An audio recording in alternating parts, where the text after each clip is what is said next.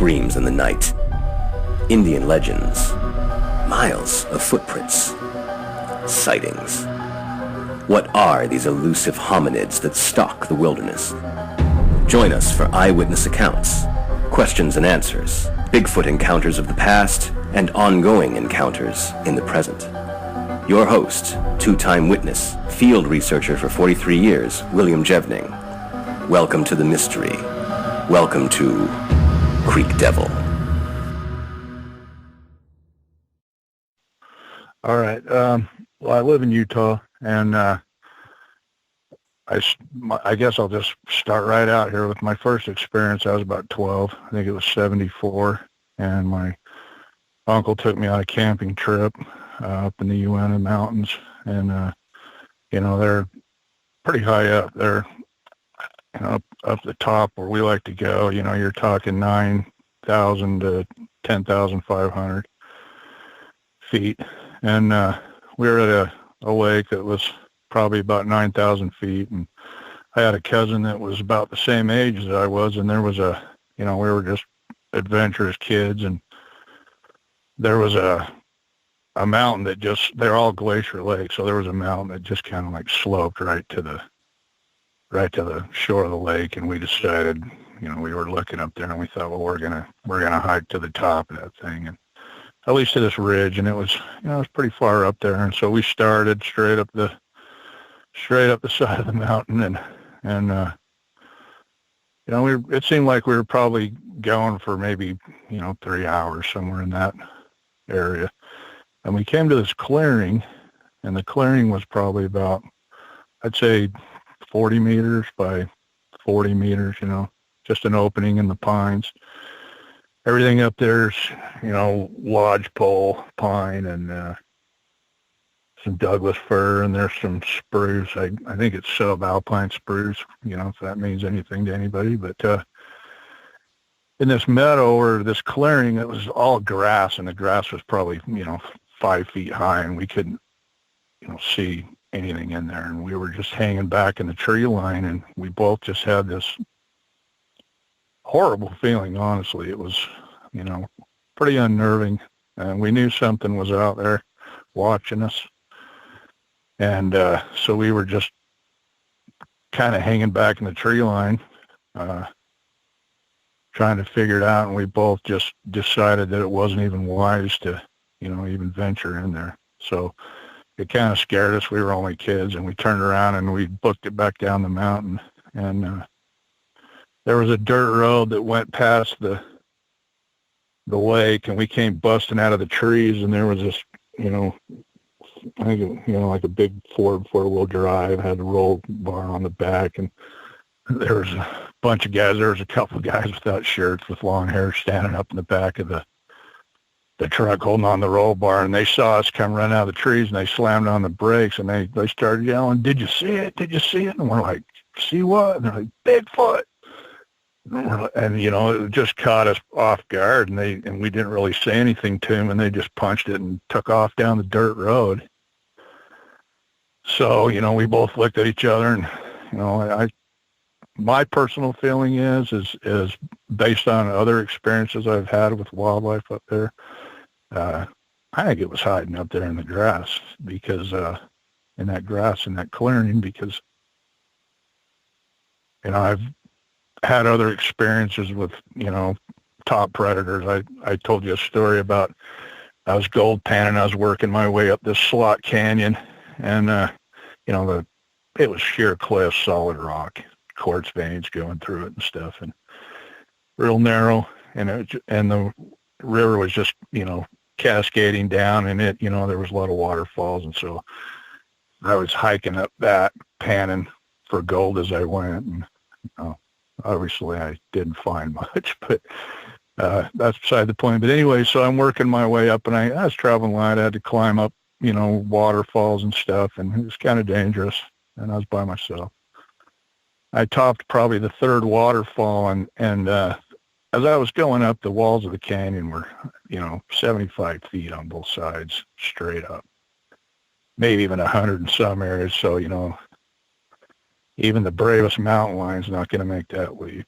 And but when I topped that third waterfall, it leveled out, and there was this little grove, and it was a narrow, it was still cliffs, but it opened up and flattened out, probably about 30 feet wide or so, and it was about, I don't know, 50 meters ahead of me. So I started walking that way, and all of a sudden I got this, the spidey senses tingling, and so I stopped, and I started looking around, trying to figure out what it was, and I noticed on my left, the cliffs were getting lower, and they're probably in the, 15 to 30 foot high area right there, and I saw a mountain lion creeping its way down, trying to get in position to jump me, and, they're pretty hard to see, and so I just backed out of there and went home, and nothing happened. But the reason why I'm telling that is because, I run into stuff like that, and I know what my spidey senses were. And what my cousin and I, when we were kids up there in that clearing, what we felt was way different. It was way more intense. I would say, literally, it felt evil, or like really malicious. It foreboding. It's almost like the devil was hiding out there something. That's the only way I can explain it. So then my next experience was, I was grown, and my family, my wife and I have done a lot of backpacking trips up there, and my brother-in-law, and I've gone with him several times, and his boys, and taken my son, and we were all up there on a backpacking trip, and we were probably about 9,500 feet up in the high Uinta mountain range, and where it was the second day, and it was in the afternoon, and we went on, decided to go on and explore and hike, and we were hiking around, and my brother-in-law Jim was in the front, I was in the back. We were both armed, and younger guys were in the middle, and we were walking along this, I'd say it was a game trail, and we came to this area where one side was, on the right, was just a cliff. I'm thinking maybe 50 feet high. Could have been a little less than that, but if you were to jump off it, you'd break your legs. And on the left side, there was only about 10 or 15 feet between the edge of that cliff and the brush and the timber, and it was super thick right there.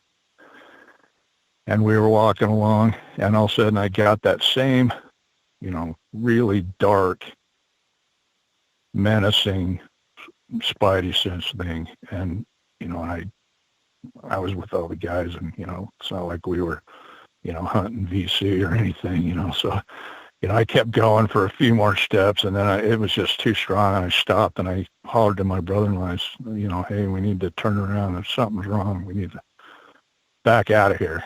And, I thought they'd all just give me a bunch of crap, and he's just immediately turned around and said, all right, and we went back to camp, and then we were sitting around the fire later that night talking about it, and he said, I'm glad that you said something, because I felt it too, and I was just going to keep going.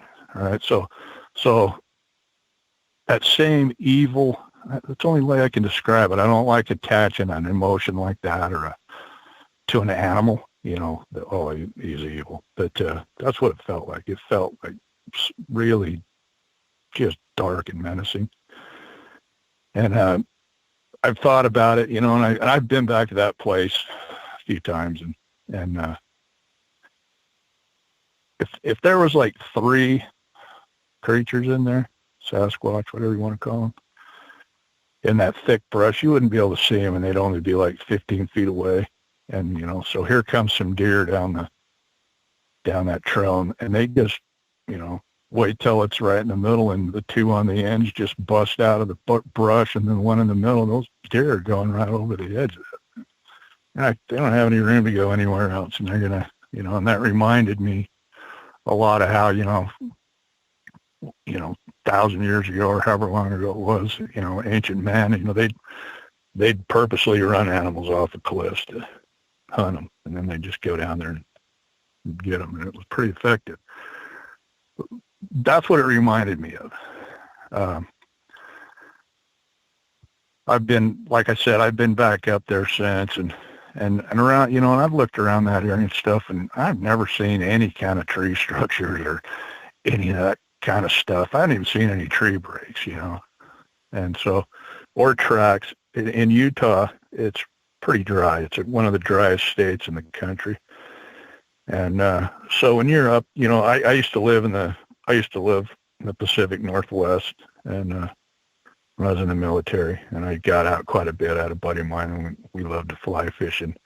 We'd go up on the Nooksack and hike way up there to where it just petered out, and that place back then was just, there was bears everywhere up there. I mean, I think it was like one bear per square mile back then. I don't know what it is now, but they're everywhere.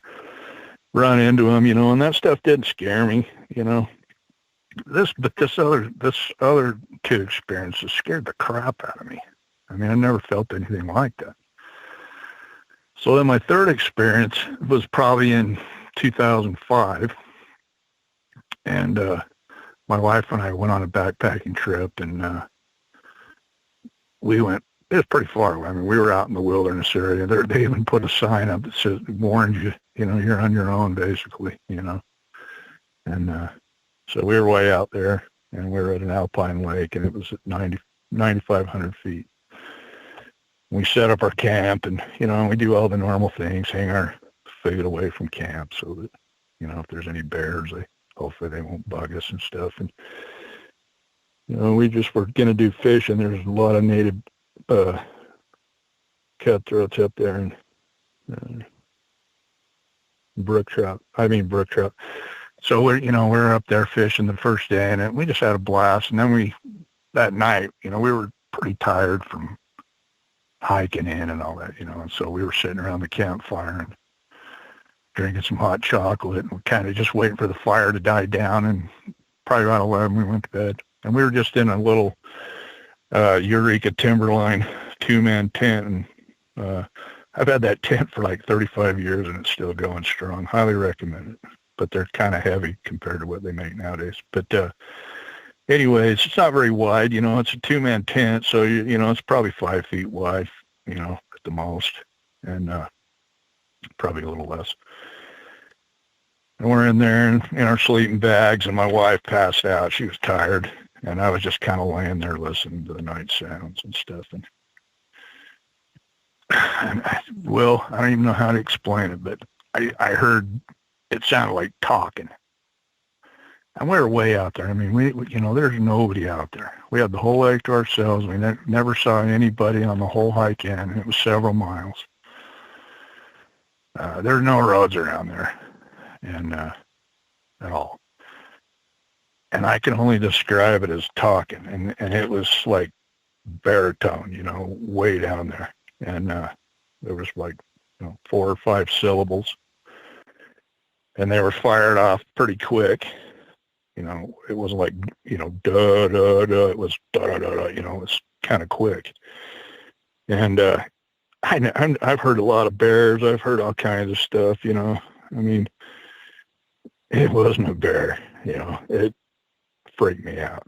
So I'm laying,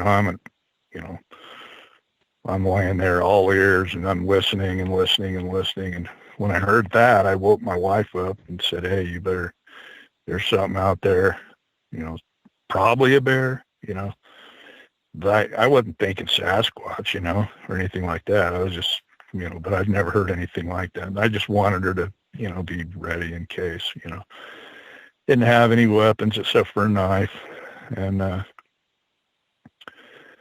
so we're just laying there, and I'm listening. And I mean, it's quiet, and I can't hear anything after I heard that talk, and I couldn't hear anything. And it was probably like 10 minutes went by. And, I'm sure you've been around some glacier lakes, and, there's no flat spots really to camp around a glacier lake. It's all just a bowl, a lot of rocks, The only flat spot is usually where the water comes in, and you definitely don't want to camp there. It's all soggy, and, so we just found the best spot we could, and we're pretty close to the edge of the lake. So up on the ridge to our right, I was sleeping on the left, and my wife was on the right, and I was closest to the water. and then the ridge went up on my wife's right. And so I'm listening intently. I mean, my ears are, zeroed in after hearing that talking. And I mean, total silence, like no footprints, no breathing, nothing. And then all of a sudden I start hearing rocks hitting from up the ridge. And they probably, I'd say they were, I'm just guessing, but they were hitting, probably being thrown from about, 20 meters, like 60 feet, 50, 60 feet. And they were landing up the ridge a little bit. They were landing probably, 30 feet from us. And I could hear them hitting, and then they started hitting closer to the tent, And I'm like, what the hell, it's hucking rocks, and they weren't huge rocks. They sounded like, baseball size and maybe golf ball size, somewhere in that area, not big giant boulders or anything.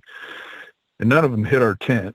And that went on for probably about 5 minutes, probably a total of about 6 or 8 rocks. Nothing. Then it was silent again. And I mean, I'm listening, I'm really listening, obviously. I don't hear any footprint, any footsteps, any breathing or anything. And the next thing I know, right next to the tent where my wife's sleeping, I hear what sounds like a giant, like it sounded just like it knelt down on one knee. And as it was kneeling down, it like exhaled, and it was just, it was a huge exhale.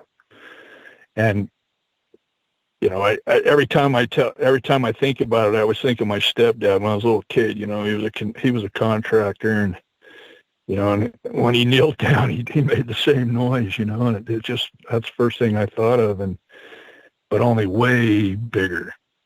And then after I heard that, okay, it just knelt down right there and let out that exhale, and it was totally silent. It didn't move. I never heard it approach. Not even a twig snap, nothing. Didn't hear it approach. And I knew it was right there, and it was just like it was just listening, or trying to figure out, who was in the tent or what was in the tent, and what I was telling you about how, it's hard to find a flat spot. So that where we were camping, it kind of sloped to my side. And I told my wife, well, I'll take that side and I'll put the backpacks between me and the wall of the tent. So when I slide, I'll be on the backpacks instead of all the way over on the wall of the tent. So we're sitting there or laying there and no sound at all. And that thing came from that side of the tent around to the other side of the tent, which is only like 5 feet, in total silence. No breathing, no footsteps, nothing. And the next thing I know, there's this hand shoving me in my back. And it's rolling me back and forth. And it's just, and I'm rolling. I'm rolling back and forth, and it's no breathing sounds, nothing. Is the most bizarre thing about it was how completely stealthy it was. And then, so it's like pushing on my back, and I just kept quiet and stayed limp, and about probably a minute, might have been less than a minute, but it seemed like about a minute, it just stopped. And then it was total silence again. And my ears were tilled, Will. I didn't hear anything. About, 5 or 10 minutes later after that, in my email, I described it as a booming tree knock, but to be honest with you, it sounded like a gunshot almost. It was like, have you ever, well, you've been all over probably, up in the woods and stuff, up in the Pacific Northwest, things are a little wetter, but like up in Utah, you'll have this big old gnarly pine tree that's fallen, laying on the ground. It's dry. It's got these twisty branches coming off, and you're collecting firewood, and and you're trying to break them off, and you find one that's about 3 inches in diameter, and when you put all your weight into it, it just pop, That's what it sounded like, only super, super loud. So it was either it just grabbed some branch and just ripped it off the tree, or it smacked it like a tree knock, So I couldn't tell you, but it sounded like a gun going off. It was loud. But, I know the difference between a gunshot, but it was a sharp bang like that, And then we didn't hear anything at all. And in and I hardly even slept. In the morning, we got up, and I told my wife, I said, get your shit, get your pack. We're getting the heck out of here, I mean, it was bad. And I've been up there my whole life, and I've been up there by myself. And, and it's freaking scared me, right? So we're packing up, and I'm kind of looking around, for tracks, but not really that hard because we just wanted to get out of there. And it's really dry up there. So, unless it rains or something, you're not going to see hardly any tracks around up there. You see deer tracks and stuff, but, it's hard to even find a bear track because it's so dry and it's pretty hard, most of the soil is pretty hard. And so, we got out of there. And, the whole way back, my wife was bawling.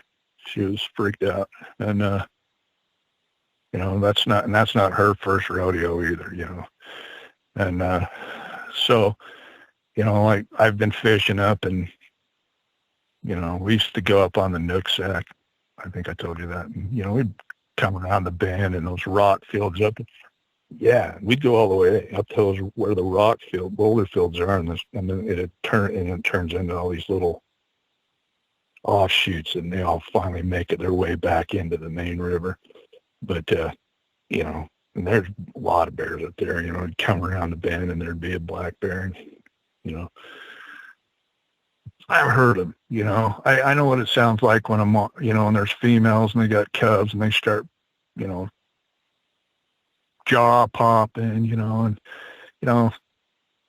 they moan, you can hear some weird sounds from bears and all that, but nothing like what I heard.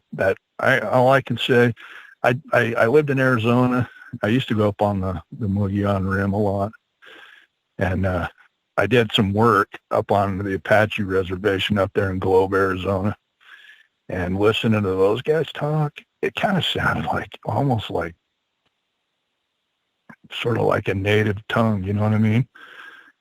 But it wasn't, and it was real guttural, and it was real raspy, like an old guy talking, real raspy. But the talking, I'd say, I think I know what direction it came from, and there's like, if you're coming down where the little stream trickles in and feeds that lake, I think it came down that way. So I'm saying probably, I don't know, 30 yards, just enough to where it probably saw our tent coming down that hill, and came around there and saw our tent, and, and let out the thing, which leads me to believe there was more than one.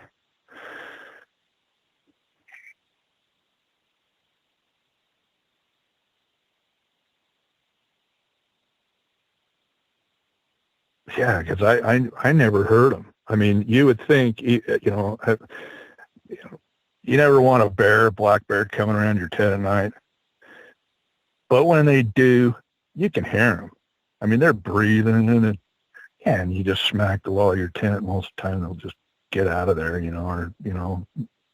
my brother-in-law got up in the morning, unzipped his tent, and there was one sitting right in front of the door of his tent, Yeah, looking in the stream, wasn't looking in their tent. It was looking the other direction. And, but you can usually hear them, and I know that, that if they're hiding, they're quiet, but not when they're sniffing around. So, I'm confident that it wasn't a bear, and there's nothing else up there. you know, that big, you know, and this sounded like way big, you know. I mean, just that one breath that it let out when it knelt down next to my tent was huge. And it was an exhale, just like somebody knew, just like a man kneeling down and letting out air when he kneels down on one knee. So, you know, and up in Utah, you know, I've got a couple of like, just, I don't know if you'd call them insights, but like, you know, up in the Pacific Northwest, you know, the black bears, a lot of them are black, you know. In Utah, they're pretty rare to be black. You know, there's some blondes, there's a lot of brown, some cinnamon color, some that are black, but they've got like patches of lighter hair on their sides and stuff. So a true black bear is kind of rare here, at least from what I've seen. And they're running, you know, 200 to 400 pounds, that area, most of them, you know, average. And, but when you're, you know, I hear a lot of people say that, you know, I saw it and it was black. Sasquatch was black, you know, but those brown ones, when they get in the woods and it's dark in there and kind of shady and stuff, they look black. Yeah. And then, you know, when they come out in the light, you know, that thing's brown. So you know, they could be any color is what I'm saying, pretty much, you know. And, I've thought about the cannibal thing, you know, that, you know, when I was thinking, you know, that means they eat humans, but no, that means they eat each other. Because I don't think they are human. I would call them an animal, but I think there's a little more to them. There's probably some human DNA in them somewhere. And that's just my opinion. And I don't have anything to base that on. But I wouldn't be surprised because of their level of intelligence. But that, you know, I think there's other animals that are intelligent in their own ways. But the cannibal thing, you know, that kind of would, you know, help explain why you don't find much of them. And, you know, you're not finding a lot of dead bodies or anything. You know, I'd say they're probably pretty opportunistic feeders. That's, you know, I wouldn't put it past them to eat some roadkill, you know. I mean, bears, you know, they'll kill something and eat on it for a week, you know, in the summer. So I can see that same thing. And I definitely would think that, you know, if the opportunity arose and they were hungry, they'd eat one of us, no problem. You know, yeah, you know, and yeah, a couple of them. Dan, yeah. First thing I want to say, not Dan, I'm sorry, Tony, is your story is just fascinating and really interesting, all these encounters. And the one thing I really keyed in on is the one thing I key in on in so many of these accounts, and that is, you know, the feeling of dread. You don't see anything, you don't hear anything, but you just get a sense. You said it right, you know, your spidey sense. But you also mentioned, if I understood correctly, you also got a spidey sense for the mountain lion. Is that right? That's correct. And that mountain lion, I mean, that was nothing compared to these other encounters. Those other, I'd say, you know, it'd be the difference between running into a 14-year-old punk with a pocket knife and running into a, you know, Charles Rambo with a freaking, machete or something. I mean, it was like, you know, the spidey sense level. You know, I was never, you know, serving my country in the bush, and, you know, somebody was trying to get me, so I can't compare it to that. But yeah. I can tell you this much, that it was pretty dang evil. Like, yeah, that's what a lot of people say. It gives us a real deep-seated sense of dread and foreboding. And I don't understand that. Because I mean, bears, you know, bears, you know, they're just bears. They're out there, and, you know, if they're hungry, they're going to eat somebody, you know, if they get a chance, you know, if they're hungry. But there's no ill intent. They're just hungry. You know, they're not evil-minded or anything like that. And there's something different about these, though. There's something more to it. There's, I'm not trying to attach any like supernatural stuff to it. I think they're an animal. That makes the most sense. I don't know what causes it either. The two most plausible explanations that make sense to me, because I need something tangible, something physical.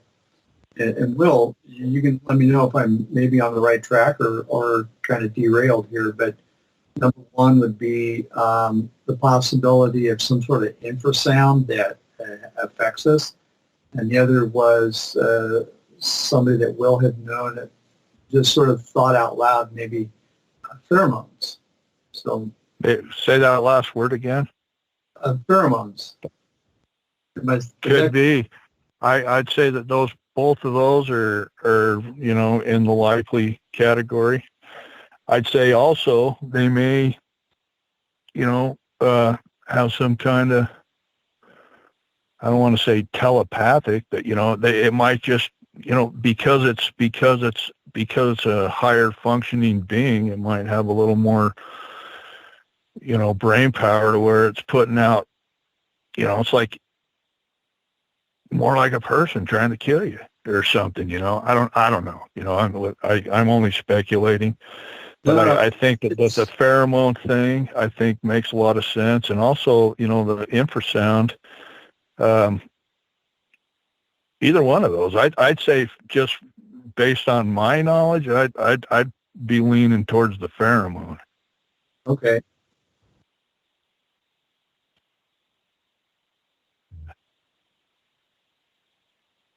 Oh. Yeah, and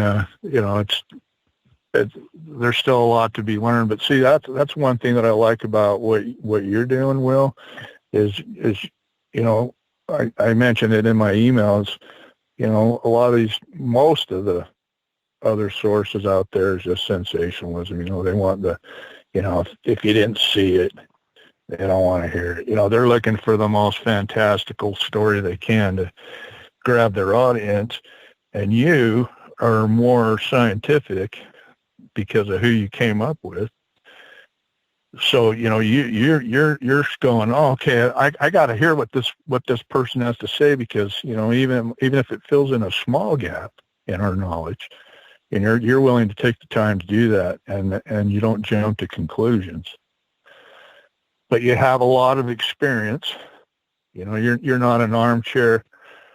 You're out there. You're dealing with it. You came up with the big boys back in the day, and have a lot of respect for you, and I'm sure that everybody else does too, and so it's pretty cool getting to talk to you. Honestly, I consider it a privilege. Yeah, well, it's called the difference between Pokemon hunting and research. Right? Yeah, that's like that show on TV should be called Finding Pokemon. You took the words out of my mouth as far as yeah, they can't even find that. Yeah. Well, they found cameras. Okay, yeah, a lot of ruckus and a lot of noise out in the woods, and commotion with cameras. Some strange reason that didn't seem to attract these creatures. Yeah, they make it look like there's two people out there wandering the woods, and there's like 50 people probably following them with microphones and cameras, and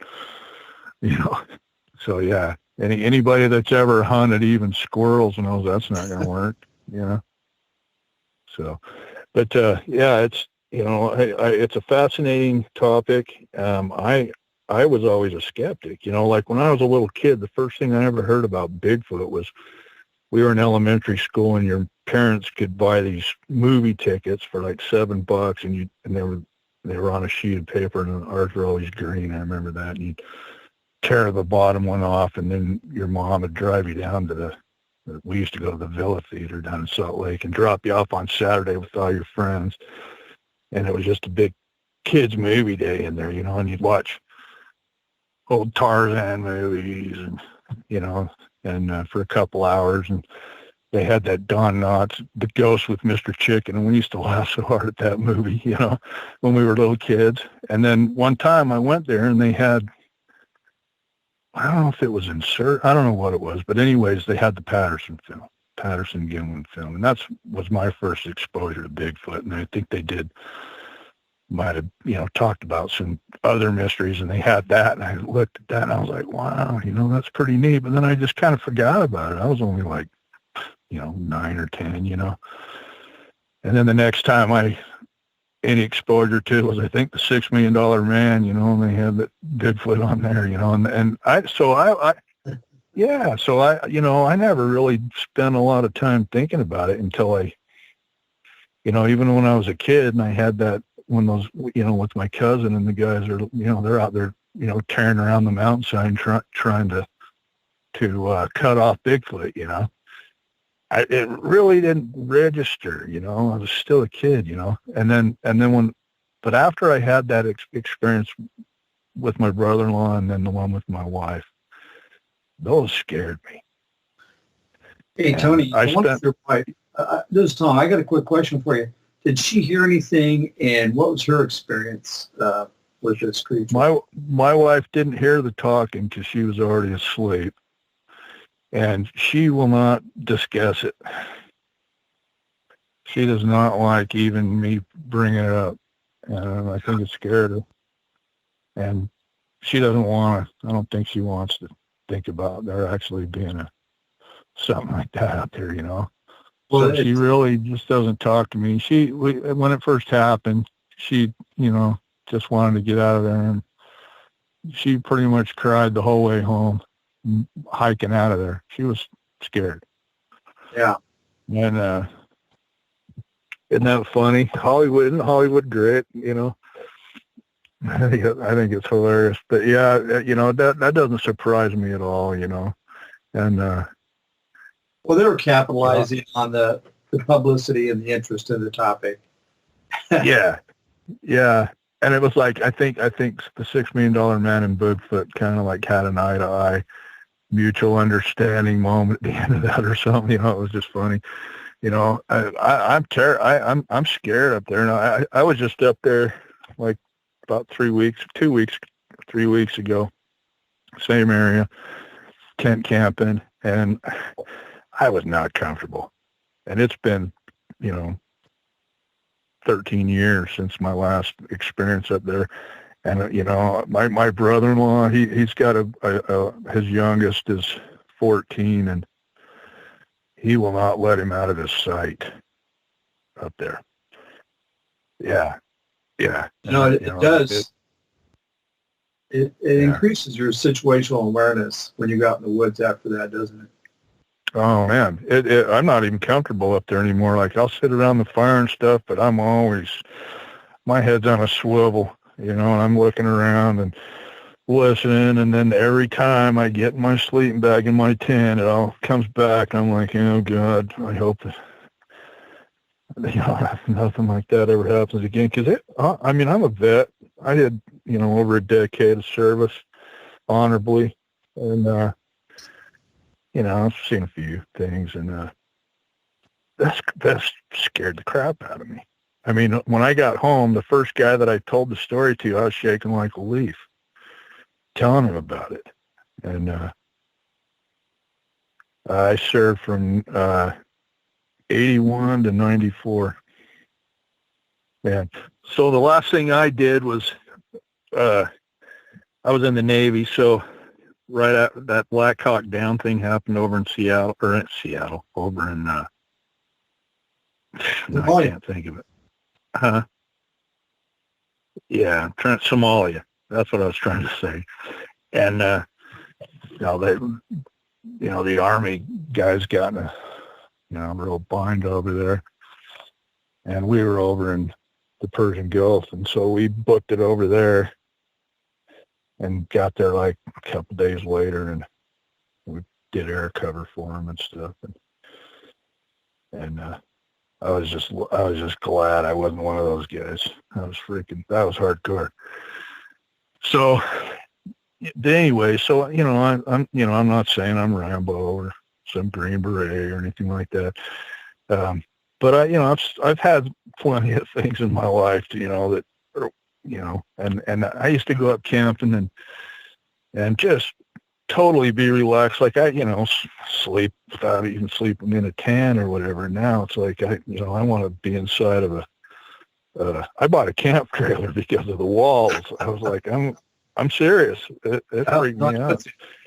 It took, I bet. Well, somebody like you, you've got a lot more, knowledge and, stories and everything else that, you'd think it'd make you a little lackadaisical, but not. I know you've had an encounter, and there's no way you're going to be lackadaisical after that at all. Yeah, I just don't even feel comfortable. I still go because I've loved it so much my whole life. I still go, but there's no way that I would go up there by myself anymore. No way, and never unarmed. And to be honest with you, like I was saying, a bear is just a bear, and if he's starving to death and he sees a guy and he thinks he's got a chance, he's gonna, do what he needs to do to survive. But there's no maliciousness to it or anything, and so you're walking around up there with your lever action 45-70, and that bear's charging, and you let him have it, and he drops. 5 more of them are going to come out of the bushes and grab you by the legs and smash you against a tree and stomp you to pulp. It's a whole different ball game. So, I just don't feel even armed. I don't feel safe up there like I used to. And it's kind of sad, but I still go. And I think in my email, there's a guy that the hunt just ended, and a guy from West Virginia came up, and they were up in that same area, and he just disappeared. He's gone, and they've searched for him. It's been like a couple weeks now, and I feel for his family and stuff, but they're not going to find him till spring if they even find him, because it's snowing up there, and and I just, who knows what happened to him. I'm not saying Sasquatch got him, but I'm just saying, just going, huh? No, he was with a group, and then he just got up in the morning and said, "Hey, I'm just going to go a little ways up here and, do a little hunting," and then he never came back, and the search started, and they looked for him for about 3 days, and it started snowing, and they won't find him till spring if they even do. And and they looked, how far could they go? You get somebody who's with a group, and somebody says, "Well, I'm just going to go down here and I'll be back in a little bit." You never see him again. Guys like mystery, huh? It's a mystery. You don't know. That's no, heck no. Tragic. There's no closure. And there's a lot of that goes on up there. We had 2 Boy Scouts. 2 of them went missing, and they found one, and they still haven't found the other one. And he was in line of sight, walking back. He got his shoes wet, and his dad sent him back to camp to change his socks or something, and he could see him the whole way. And he turned around, and didn't see him, and kid's gone. Wow. I don't know where he's at, and that was, it happens a lot up there. And so my point of saying that is, the Pokemon hunters, it's like, they don't understand that, if there was no animals at all up there, it's dangerous still. And if you don't know what you're doing, you're asking for it, Yeah, that's exactly right. I tell people that, there's places in the wilderness. It doesn't matter. You're right. Even if there's no animals up there, if you have a mechanical breakdown, nobody goes into that area. You're in a remote. It's so easy to get lost in those places. Yeah. I mean, it's even worse up in the up where you guys do your stump, and up in the Pacific Northwest. I mean, around here, it doesn't rain as much, and so. You're walking through lodgepole pine forest, and you're stepping over a big log once in a while. Up there, I mean, it's like a major effort to go off trail around there. It's not easy, and you get lost. Yeah, it's a lot different. A lot thicker And so it's just sad, that, so I'm, I just, you go up there, you have to respect it. And then, when you factor in the wildlife up there, and if you don't know what you're doing, it's going to turn out bad a lot of times. That guy probably either had health issues or, the bears are still out, and sort of the mountain lions are, they're getting ready to go to bed. But, well, Tony, you're right. I mean, you got layers of complexity. You had the first layer, like you said, no animals, but just the location itself offers some dangerous challenges. And then you add in, and you can fall. You can have a 4-foot fall. Oh, yeah. That's fatal. Yeah. Kill you. Yeah.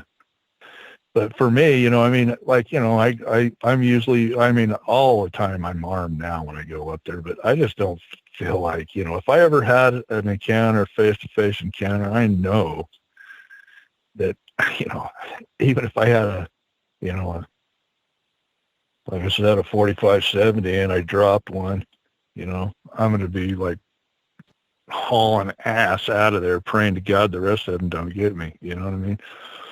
Because I'm pretty sure that I'm sure there's probably some lone ones, but they have loose family ties, and and hunting, it makes more sense to hunt in a group, and you're more likely to get something, and I think they're nomadic as well. I think I don't think they just, oh, this is a nice place to live, let's stay here all summer. I think they're moving. Yeah. And so if there's people in an area they're used to, that they're like, there's plenty of other places they can go, and they know them, and then they'll return back later on in the year or next year or whatever. So I don't know if I'm rambling, but I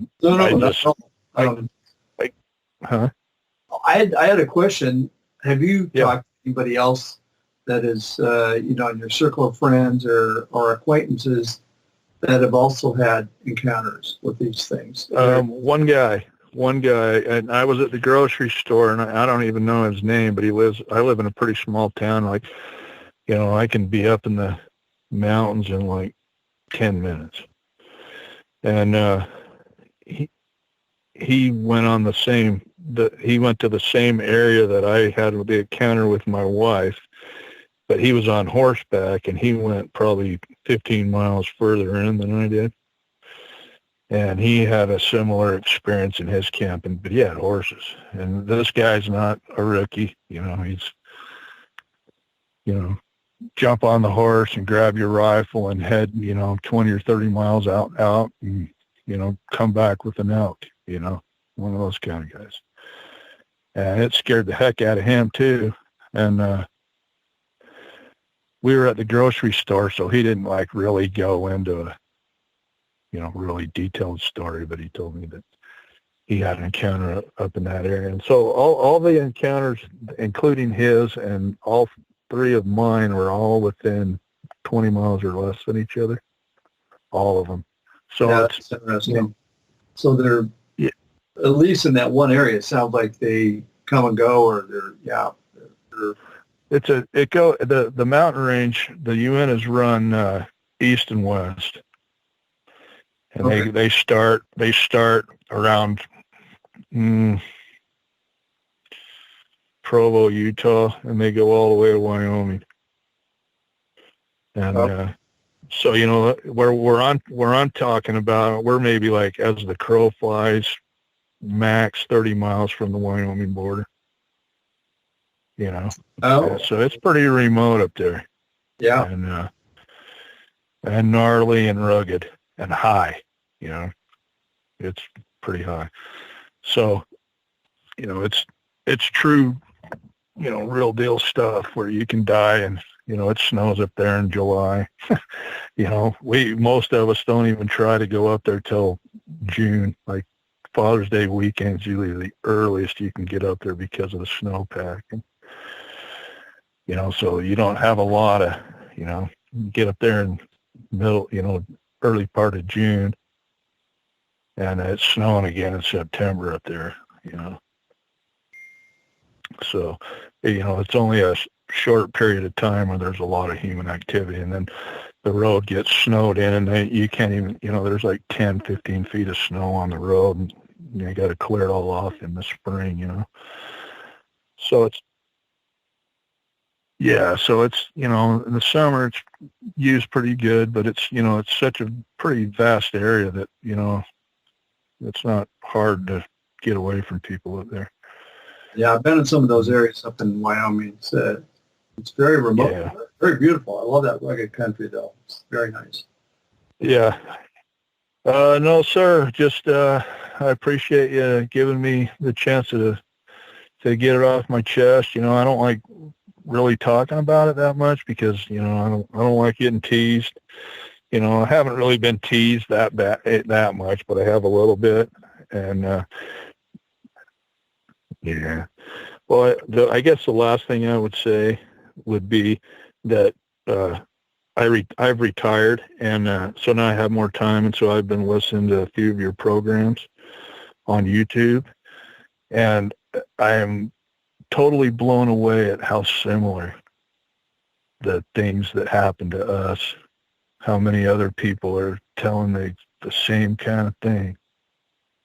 Yeah, I mean, it caught me off guard. I was like, whoa. I mean, I thought I was like the only one, you know, and then I start hearing these other people, and I'm like, that's exactly the same thing. Wow. That's crazy. And so you probably didn't hear anything either, huh?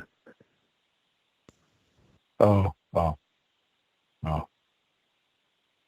Wow. Oh, my heck. That would, yeah, that sounds a little bit scary. You know, how do you handle a situation like that, you know? Yeah, well, that sounds like I mean, now that you're away from it, a neat experience, but, you know, terrifying at the time, I'm sure. Yeah, I was amazed. I thought, like I said, I you know, I spent a lot of time just in denial, like trying to convince myself that it was a bear. Like the one with my wife, oh, that's a bear. But you know what? Bears don't throw rocks.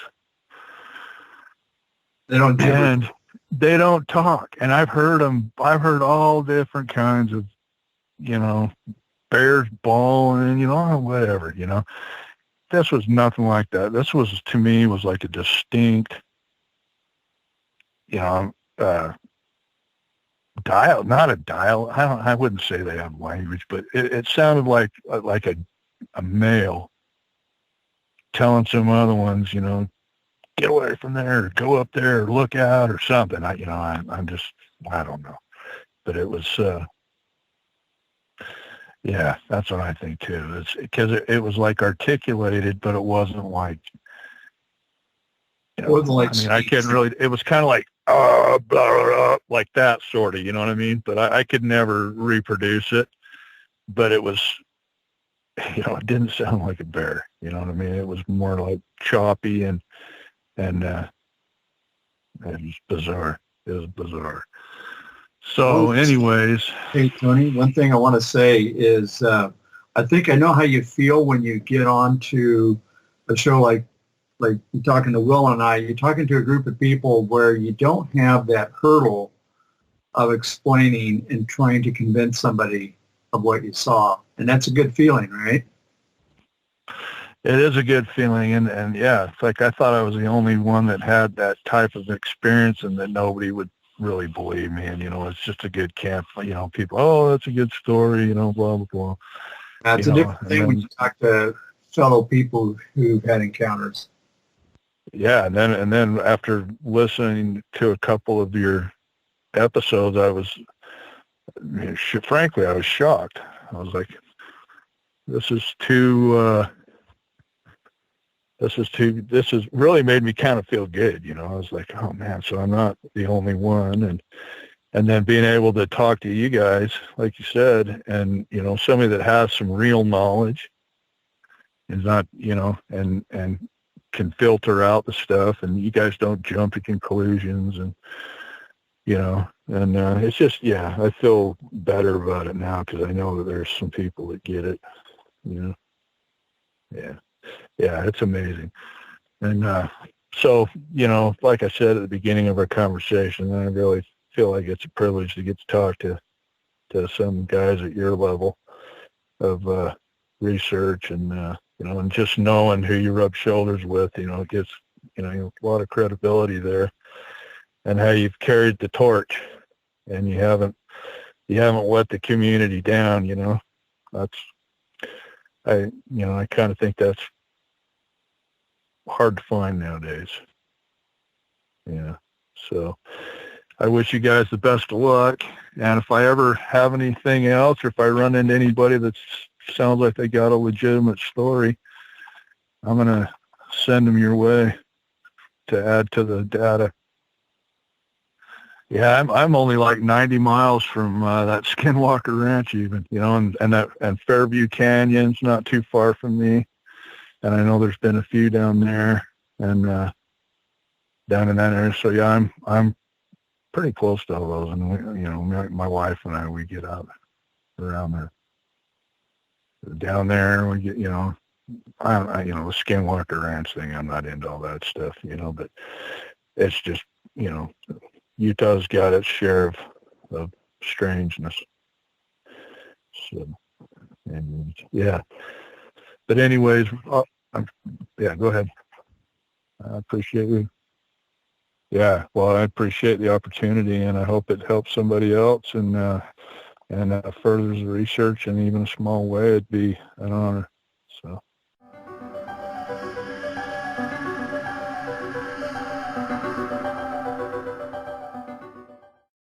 Welcome back from the break, everyone. I want to make a quick announcement before we get started with the Q&A in our discussion. For some time now, we've had Jim Sower narrating stories for us for the third segment, but Jim isn't going to be able to be with us any longer, so this episode will have the last of his readings. We are discussing, either replacing him or doing something different with the third segment. So for those listening, if anyone out there is interested, maybe getting into voiceover work, if you have a great radio voice, contact us if you'd like to do these readings, or send us suggestions about something you might like to hear on the third segment. So Tom and Brian, I guess we can go ahead and jump into the third segment unless there's anything you guys want to add to that. No, but go ahead, Tom. Sorry. No, I was going to say, yeah, that'd be a great idea. And if somebody has like an audition tape or something like that, they could contact us at just questions at creekdevil.com.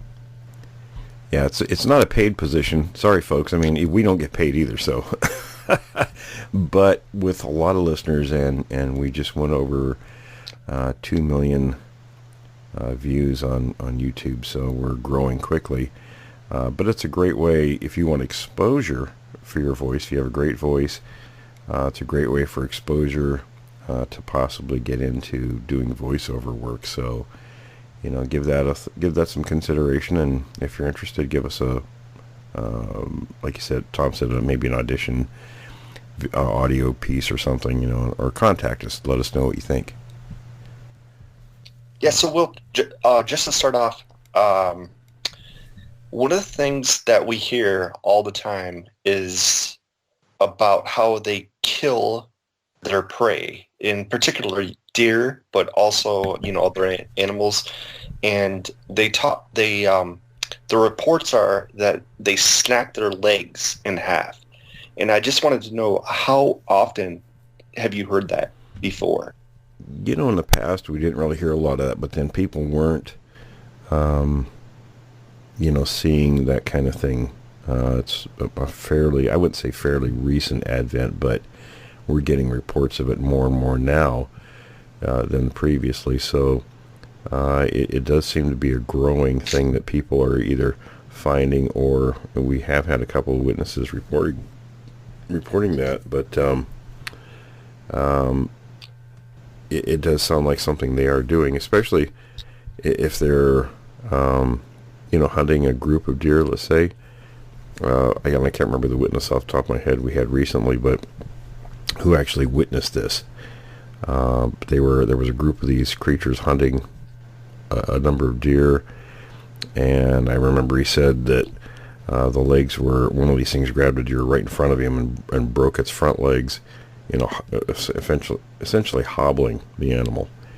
And then they went after the rest of the deer, and then it came back for the wounded one, killed it and left. So I guess if you're hunting a group of animals like deer, that would be an effective way to maximize your kills.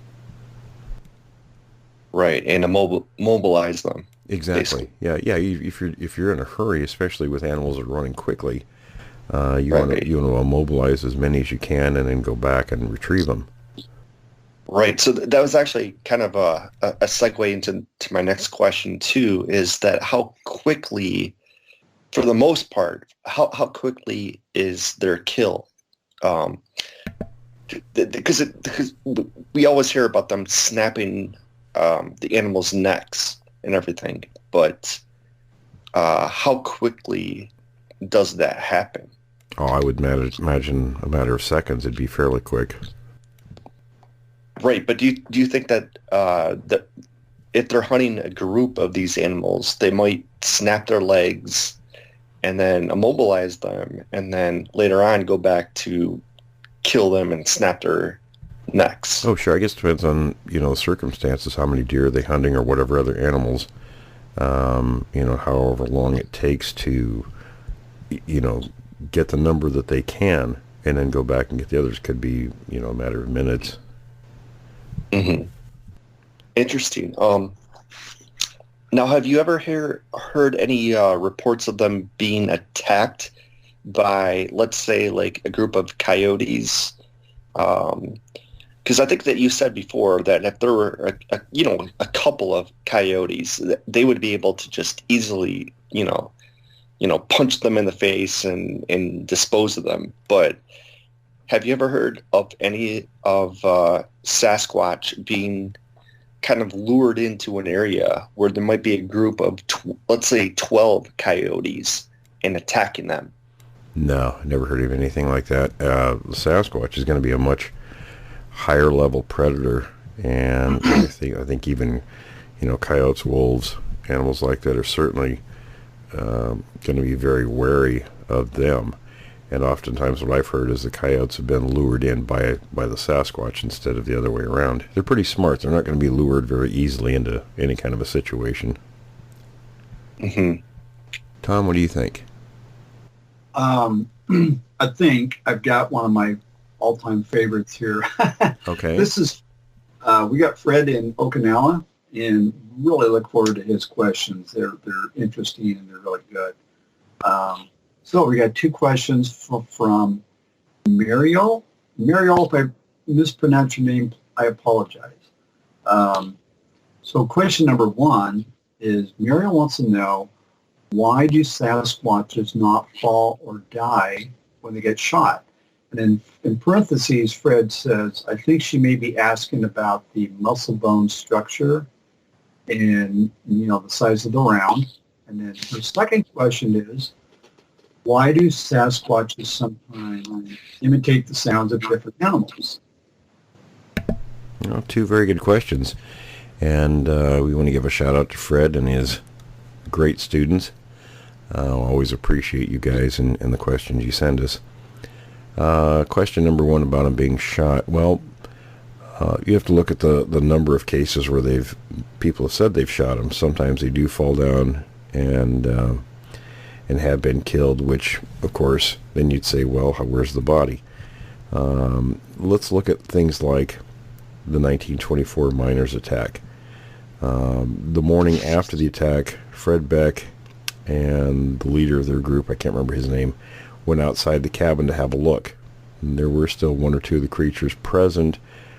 Fred Beck shot one of them and it fell off into the canyon, so they weren't about to go retrieve anything, and it wouldn't have been their aim at those days anyway to go out after something like that, after a harrowing night that they experienced there. And sometimes that does happen. I've also spoke with hunters that have shot these things, said they saw, what they felt was the hair moving where the bullet hit. But sometimes it's a shoulder and things like that. And you're talking the massive size of the creature versus around, the bullet that would be devastating to a smaller animal. But something that large might not have that much of an effect. So, and the second question, what was the second question? I'm sorry. Yeah, so the second question is, why do Sasquatches sometimes imitate the sounds of different animals? I think most of the time that's to lure them in when they're hunting. If you're trying to imitate an animal, or it's to mask their own presence. Let's say if they're in proximity to humans and they're making an owl sound or something like that, most people wouldn't give that a second thought, that it wasn't, in fact, an owl. Yeah, excuse me. Yeah, I was going to kind of follow up on that. Do you think maybe they're doing that to communicate with each other and be, kind of incognito? Yeah, absolutely. That could also be a reason they would do that. Okay, interesting. Always look forward to Fred's questions in his classroom. Very good questions. Yeah, very good questions. Thank you, Fred, and for your great students. And we really appreciate all of you. Hey, Will, kind of a follow-up question to that. Hypothetically, if these creatures were cornered, how aggressive would they be? Because, like, one of the things that we've talked about before is that they do not like humans at all. In other words, they kind of run to the corner if they see a human. But at the same time, though, what would ever happen if they were cornered? Like, how aggressive would they be?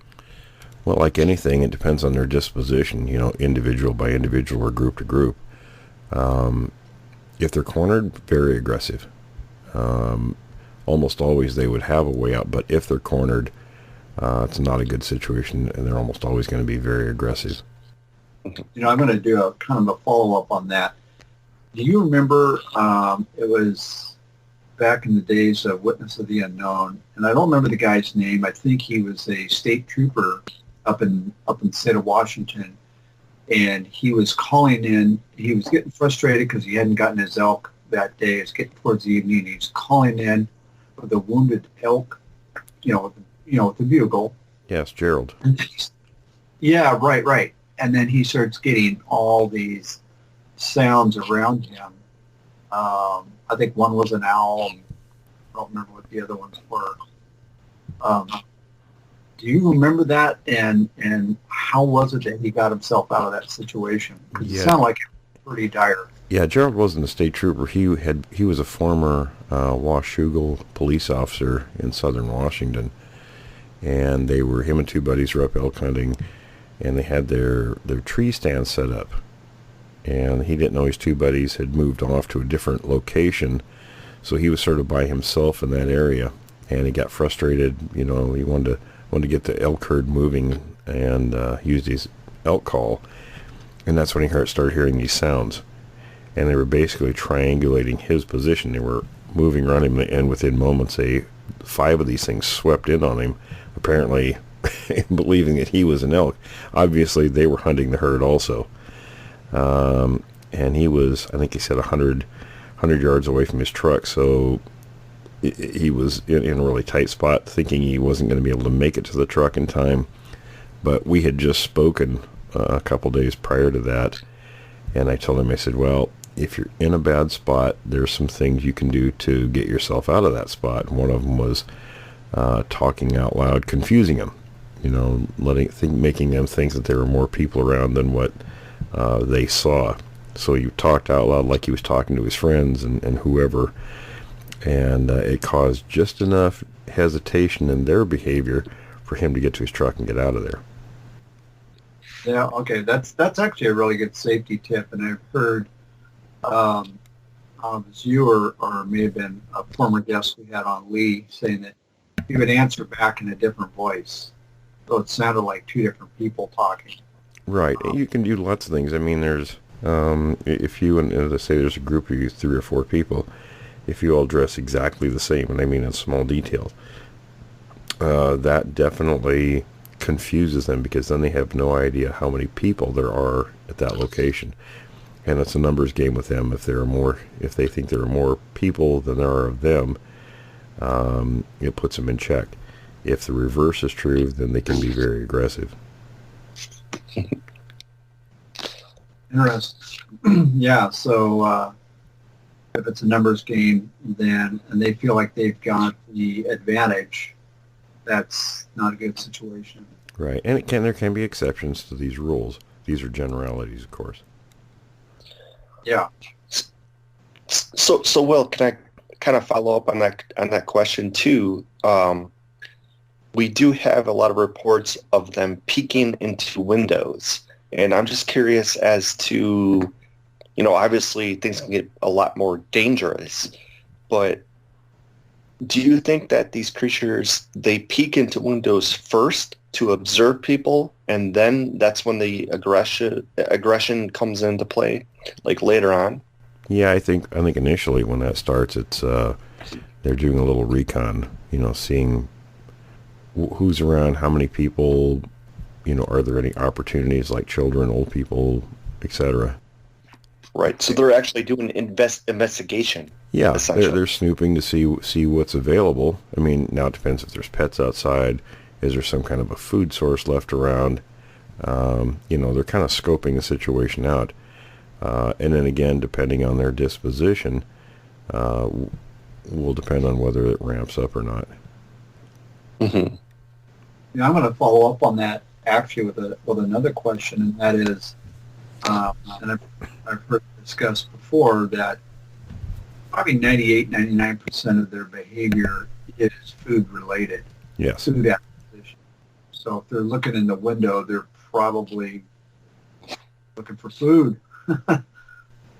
Yeah, I mean that's what they're doing. When that's the initial draw to any place is looking for something to eat. Yeah. Moving on, we got another guy here. He really appreciates the show. He says, keep up the good work on Creek Devil. Great show. So thank you for that.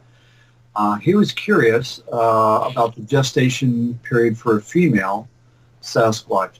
Do you think it's about the same as other primates? And how long do the young stay with the adults before going out on their own? Well, nobody really knows that. I mean, of course, if you compare it to other primates, it's more than likely a very similar time period. Now, when they're born and are being raised, it's a shorter time period because their growth rate is faster than humans. Oh, that's interesting. No, I don't have an exact number, but it is quicker. Okay. And then they just had one quick follow-up question, and that was, Will, can you talk more on Bigfoot burrows and dens? There really isn't any evidence showing that they use dens or stay in any place permanently. They're always on the move. Weather doesn't seem to bother them a great deal. Now they do have areas they sleep in, but again, they're only in these areas a couple of weeks. For the most part, again, there's exceptions to those rules, but at least in the western part of the country, that seems to be what goes on now. In the eastern part of the country may be a little bit different, different variations of the creatures and what their habits and everything are. So, but typically, the reports there also show them on the move for the most part. And again, they're not going to exhaust a food supply in an area, so they keep moving. Okay. And, a little bit of a follow-up on that is, I think, and I include myself in this, that at times, I used to think that these things, they're like human. They just need to go out and knock off 12 hours of sleep and then get up and do their thing. But, most they don't know. Right. Elk, deer, everything, they'll snooze for a little bit and then they'll go back and they just take little naps here and there. Right. And do you think, okay, so you think that's probably true for these as well? Oh, absolutely. Yeah, they're not, what we do with an 8-hour sleep cycle is kind of unique to humans. It's not what typically primates do. In fact, it's believed that early man didn't sleep that way either. Yeah, I actually read an article some time back that the sleep cycle that we have now, the 8 hours and then going to work for 8 hours, is actually an invention, excuse me, of the industrial age. And before that, people would actually have 2 or 3 sleeps a night. Mm-hmm. Wake up and sleep and wake up. Yeah, it's sort of a invention of society. At least that's what they think. Hey, Will, can you address the question that's out there about footprints and what have you seen in recent years, and do you think that a lot of these people are just falsifying information, or do you think that they're accurate, and just what's the latest evidence on footprints in terms of finding tracks or legitimate prints, or well both? Well, it's really it's kind of a question that's up in the air. I see some that are legitimate. The first thing you have to ask is when somebody's out there waving the flag, look, I found all these tracks. What are they after in doing that? I know right. we found tracks over the years, especially when I first became aware of this subject. We went and told my parents, my sisters, they made fun of us, so there wasn't any gain. So yeah, I know it's different these days with social media, so you have to ask the question why, especially when it's still a subject that can bring a lot of ridicule and derision. You have to wonder why they would do that. Were they trying to get attention? And if so, are they real tracks? And the context. Yeah, I see prints that are obviously not real tracks. Others that look pretty legit to me. Mm-hmm. But you always have to look at the context. Always have to look at the context, exactly. Yeah, exactly. So yeah, even going back to the Patterson film, asking why Patty would walk all the way across into the woods when she could have just basically just stepped into the woods on the left side. Yeah. Yeah, it's an interesting question. The creature could have vanished in moments, but didn't. So, it's always a question in the back of my mind was why. Yeah.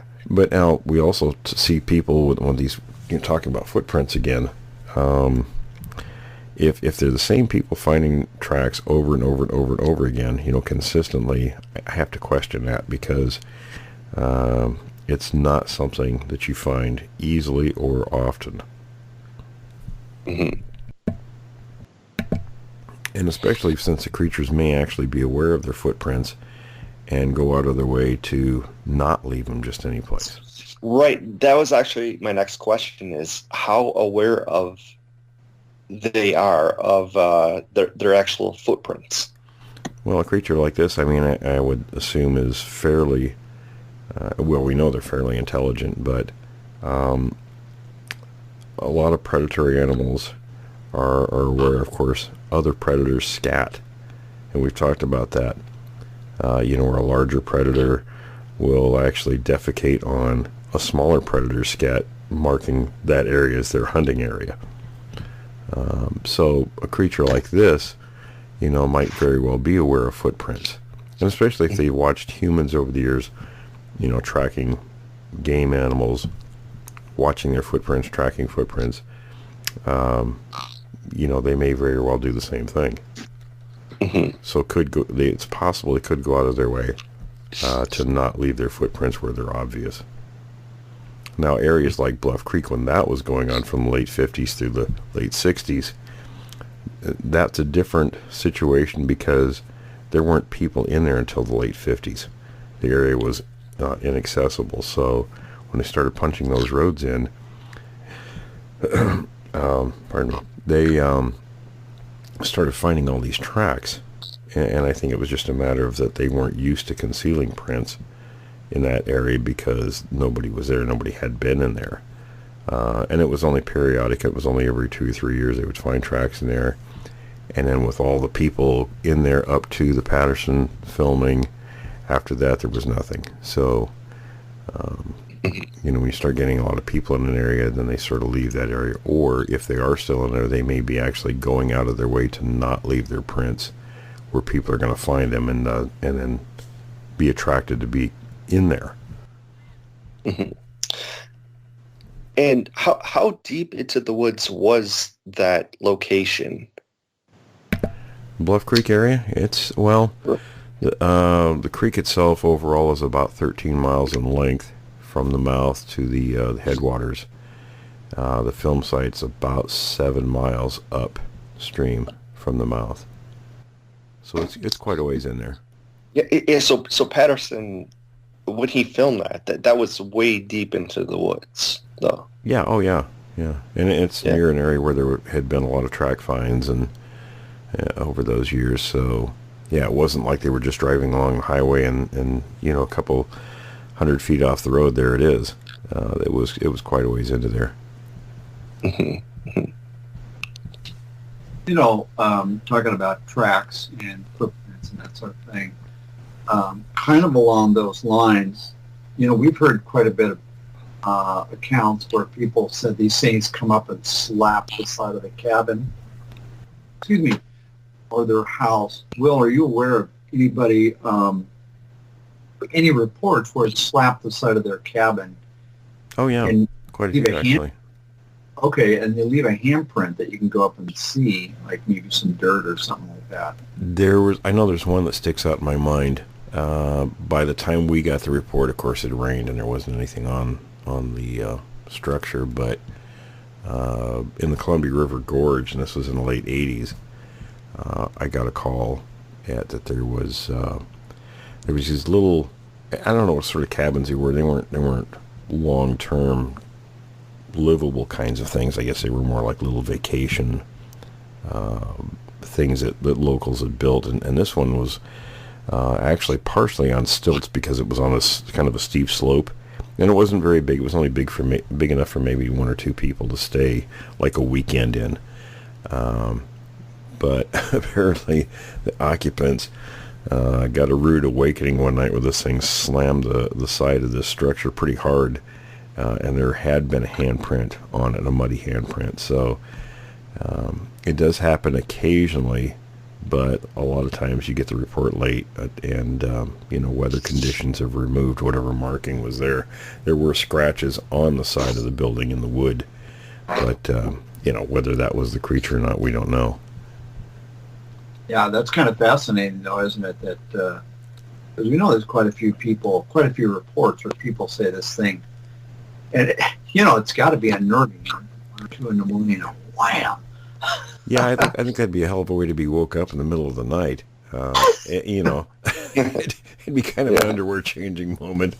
And it's probably done to see, to get some sort of reaction. They want to see how many people are in that structure.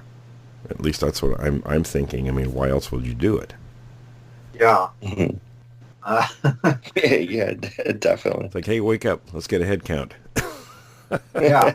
And, if you want to kind of put your mind in the mind of the Bigfoot, maybe they're just messing with us.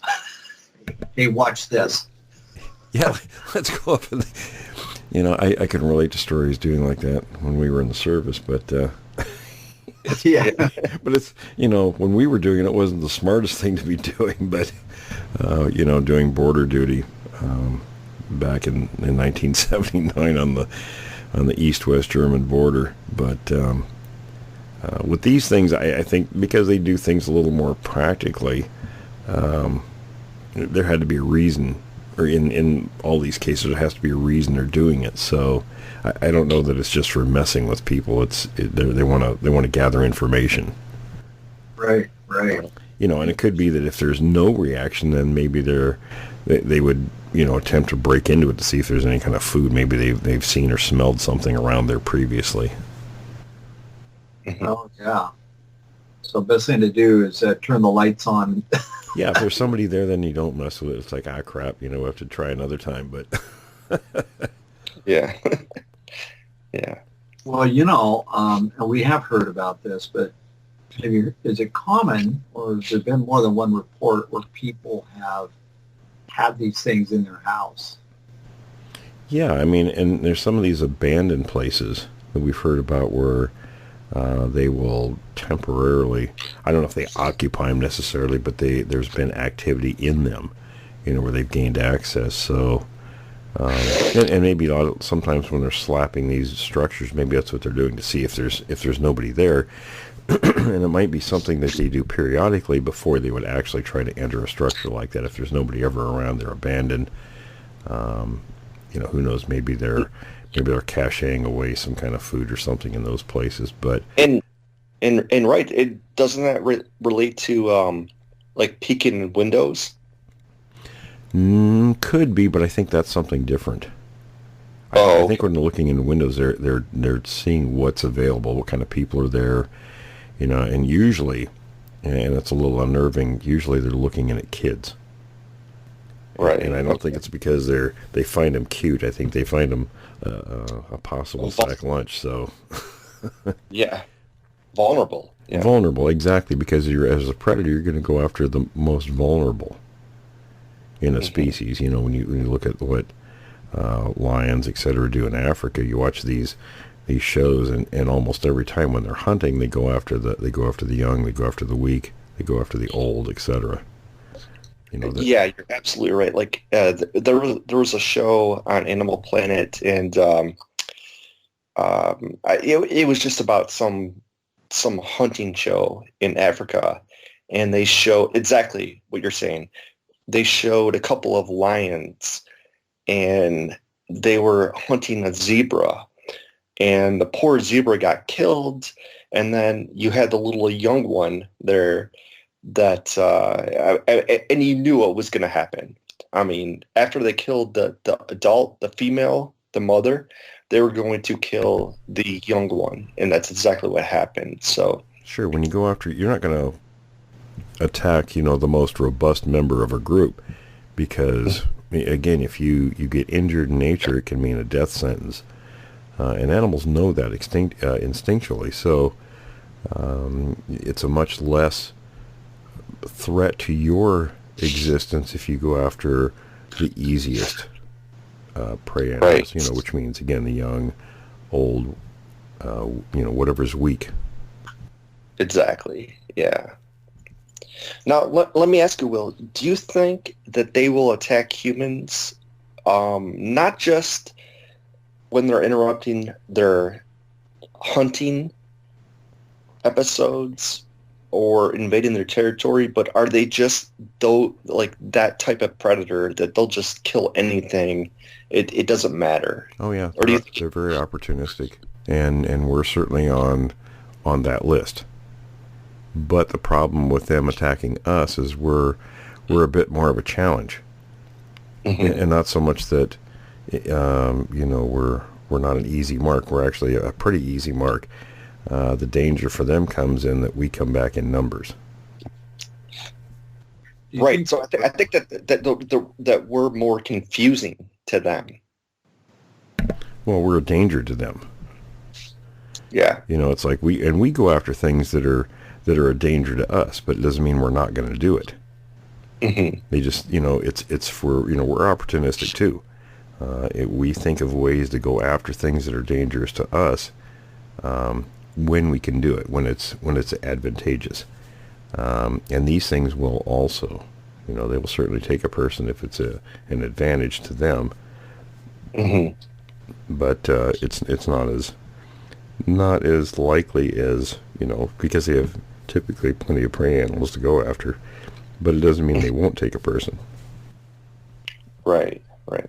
Do you think it's like a kind of a risk assessment that they do, and do you think they're aware that it's risky killing a human because more humans are going to? Do you think they're aware that Oh yeah. There's Oh yeah. retaliation. I think they're very aware of that.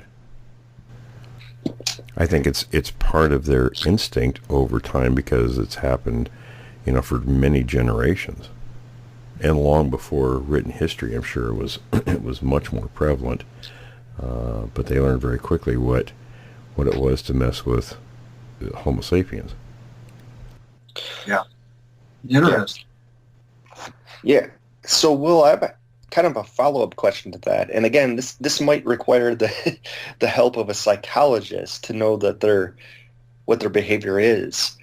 But let's just say that one of them knows exactly what a gun is, Mm-hmm. and they know exactly what it will do, and it can kill them, and so forth. How do they go about teaching their young ones how to react to a gun? They I mean, well, I'm sure they probably are very present during hunting season, and be a great lesson to take the young ones to watch humans hunting deer and elk and other animals, and they would learn very quickly what that stick that the person's holding does. When they observe it killing another animal. Right, but so what I'm kind of suggesting is that maybe there is a language system that's in place that maybe we don't recognize. Maybe they teach their young to know, hey, this is a gun, or not just a gun, but I mean just in general. I mean, could there be a language system in place? That's a good question, Brian. That's something I've often Well, and it wouldn't even need to be a language in place. I mean, because chimps and other primates are extremely aware of human beings because of how destructive we are in general. And these guys could be very much the same way.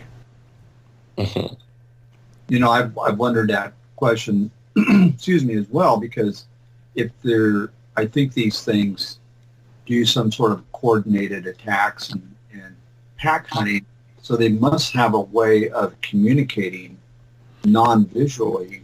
Well, again, it's just like you watch with chimps. They do exactly the same things. And it could be simply visual cues. They know the routine when, I always go back to one video where there's a group of chimps that are going to go hunt, and I can't remember if they're hunting other chimps or hunting monkeys, but the leader of the group kind of hops up on his hands and slaps his feet against a tree. That's the signal. They all fall in line, and they all know exactly what they're doing. There isn't any sort of audible communication whatsoever. It's all visual. Yeah, it's fascinating that they know what it means, though. Yeah, I mean, and it's it's all part of sort of the ranking system. As they live as a group, that. You get punished or rewarded for certain behaviors, and that's sort of how it's ingrained as to what they're doing. So I don't think it's necessarily like how we teach our young or other members of our society. It could simply be these visual cues over time, as they're growing and learning to be part of the group. Yeah, it's fascinating to think about that, though, because we don't speak Sasquatch language. We don't speak chimp language. And they don't speak English or our language, but they communicate, and so we don't understand how do they do that. But you go all the way back to they have sounds that do mean things to them, but now it's confusing for people because we're talking. I think you have to remove the word language because that's kind of unique to humans. Okay, and it's something that's across, doesn't matter. A language is something that you can, you say a word, okay, it brings a concept into your mind, everybody understands what that concept is, so that's how we convey information, and we do it across the board, in other words, to different groups of people around the world. You know what I mean? That's a language. Now, they could have a very rudimentary, quote-unquote language, but it's not something that one group would necessarily be able to, use. Let's say they use a whoop, okay? That might mean something completely different to a different group. You understand what I mean? Yeah. Where in humans, we say something in the United States, we convey that to, somebody, let's say in Europe, and they understand that it's exactly the same concept we have in our minds. They get the same picture. Where a group of Sasquatch or chimps or whatever, one group uses a sound, it means something in that group, but when they use it, let's say, towards another group, that group wouldn't necessarily understand what that means. They have their own meanings for that. Yeah, and I think about it in the sense of if you take two distinct languages, you take maybe the English language and maybe an Asiatic language, you may have words that sound almost identical to each other, and the meaning is entirely different. So yeah, that would make sense. Yeah, but as humans, we can decipher those between each other and know what those meanings are, where these things and other primates don't necessarily do that. Yeah. Mm-hmm. Hey, so Will, another question that came up actually in my class. Apparently, because we've talked on the show before about if you wanted to kill one of these things, if you wanted to shoot them. And I think that in your book you talked about the different ways that you could kill them, but I'm not sure if you guys have heard, but in Africa there are rhinos that apparently are totally oblivious to gunshots. In other words, their bullets, if you shoot them, will not even affect them at all. And so one of the questions I wanted to ask is that if anybody is out there, and I'm not advocating shooting one of these creatures, but if you did want to shoot them, probably the best location would be in their eye. It wouldn't be in their chest because that's probably not going to do a lot, correct? Yeah, it's not something I would try. And then you'd have to be in a particular circumstance where you were able to do that. Which is they're not just going to stand still for you in the speed that they move, and then you're talking about the other members of a group, or if there are multiple groups bonded together. I mean, you're pretty much toast if you're going to try something like that. Exactly, because there are probably different ones that are out there paying attention. Yeah, so, they're never too far apart. Yeah, it's just not something anybody should try to do. But let me ask you about this. How long ago did we finally learn that these things travel in families and groups as opposed to being... Was that Renee? No, those guys, the original people, they all thought they were just individuals wandering around. All primates are very social. And I thought a lot about this. And when I was doing my research in the South Mount St. Helens area back in the 80s and 90s, I really picked up on this because of the individual scene, of the movement patterns that I learned by tracking one particular group, and it became pretty obvious, with the reports in the area and everything that I saw in the field, that I was looking at groups. And especially when the Yakult situation happened, that was a group. We knew it right away because, initially it was just the individual that was seen by the family there. But when I went to investigate, I found tracks of two young ones. So we knew there were three. And it wasn't too much of a leap to assume that there would have been a female nearby with these two young ones because the tracks were pretty small.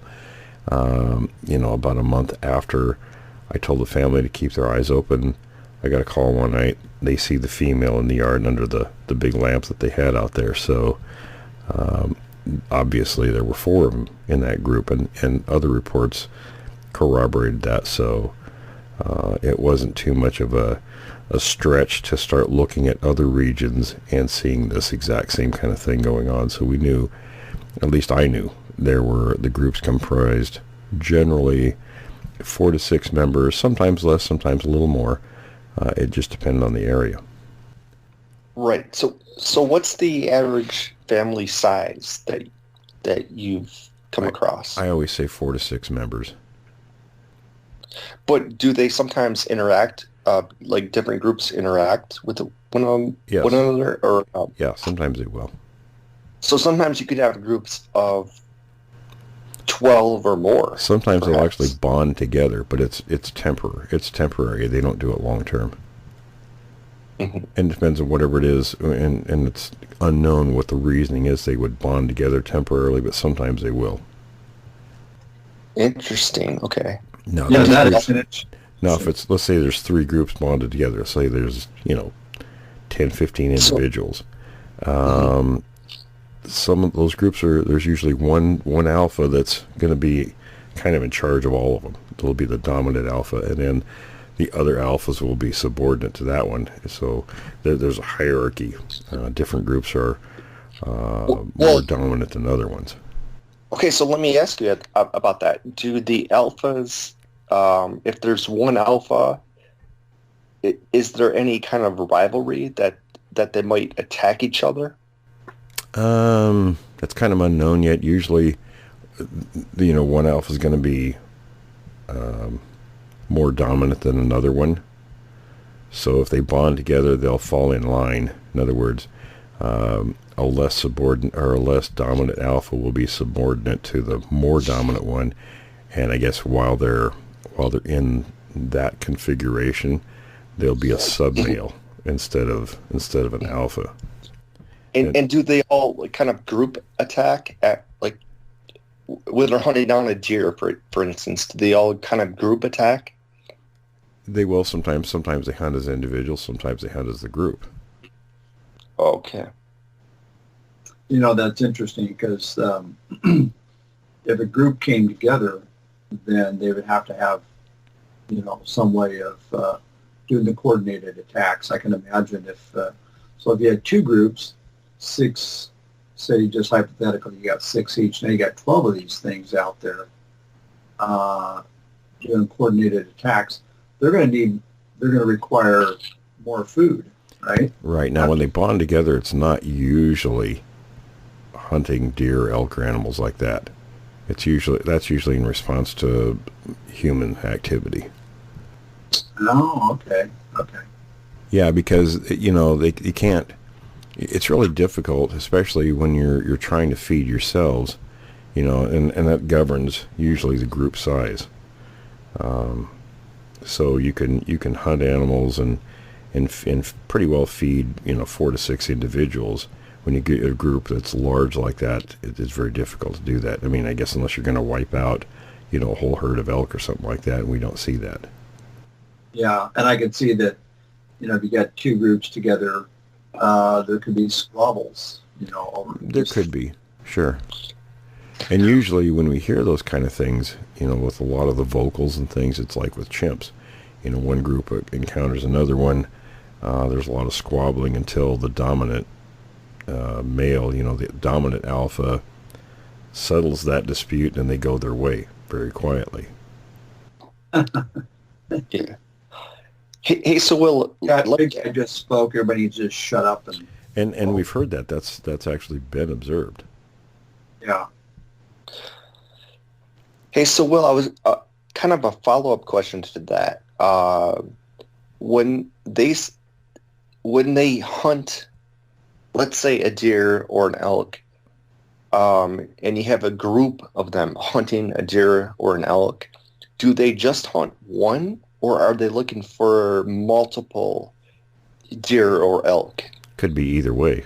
It just depends on what it is they're trying to do at that time. We've heard the witness we talked about earlier saw the group of them coming in, and they were hunting multiple deer and actually got several of them. But sometimes, they're scoping out a herd of elk, let's say, and they may only get 1 or 2. Mm-hmm. And what do they eat besides, deer or elk? Like, what are some of the foods that they eat? Literally anything, just about. They'll supplement their diets. I mean, obviously the protein is the main thing they're going after because they get the maximum amount of calories from it. from the least amount of effort. But they'll also eat a wide variety of plants and things like that to supplement that. So pretty much anything is on the menu, and it's more things than what we eat. They're capable of digesting a lot of things that we can't. I mean, do they eat like raccoons and possums? Oh, anything, any animal, sure. But we also there's evidence that they also eat like carrion, right? Yes, and garbage. They're constant visitors to garbage dumpings. Yeah, and you're right. Yeah, that's our stomachs aren't going to handle that very well at all. No, and they can handle a wide variety of things that we can't. Yeah, so they must have abilities to deal with huge bacteria colonies in their gut. Oh yeah, obviously.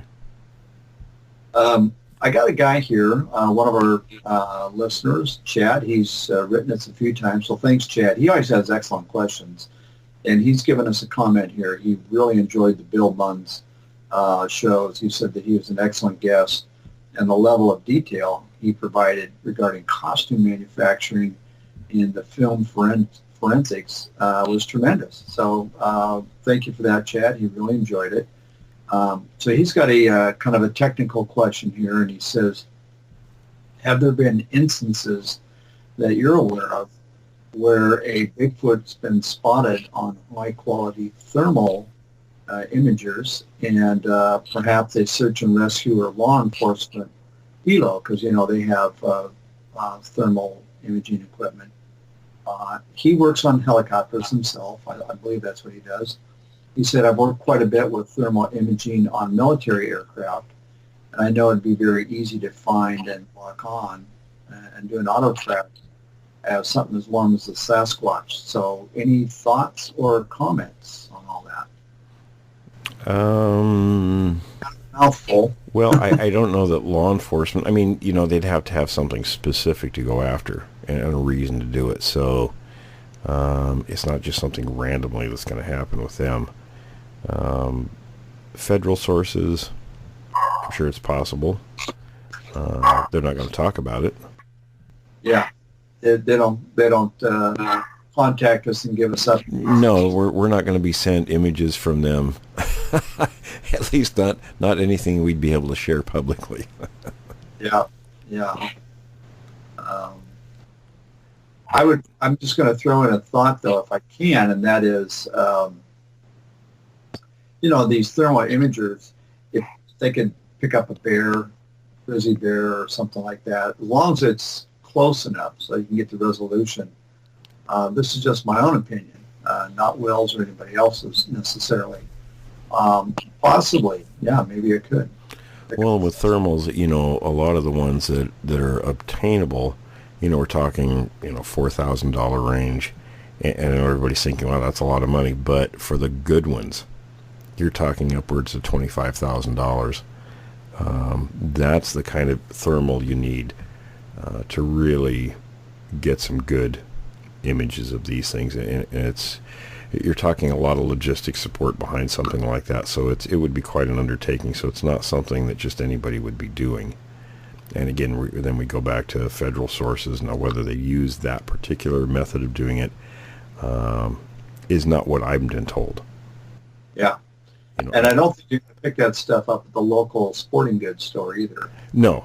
You usually have to go to the manufacturers for that. But my sources tell me they find them in a different way, and I won't mention that. So, and I also want to give a shout out to those folks who are doing a very tough job, and I know they listen to the show. So, fellas, thank you for what you do. I know you can't be told that, but since I'm aware of it, I wanted to say thank you for what you're doing out there. And hey, well, just if I can interrupt. Yeah. I know that tomorrow is Veterans Day, so I just want to give you guys a thank you for everything that you've done for this country and for all the veterans out there. Thanks, Brian. And for those who don't know, Tom was on the Coast Guard, so exactly, yeah. Yeah, thank you guys. Yeah, you bet. Somebody's dog is barking. Well, that's mine. I apologize. Somebody's trying to get involved in the show.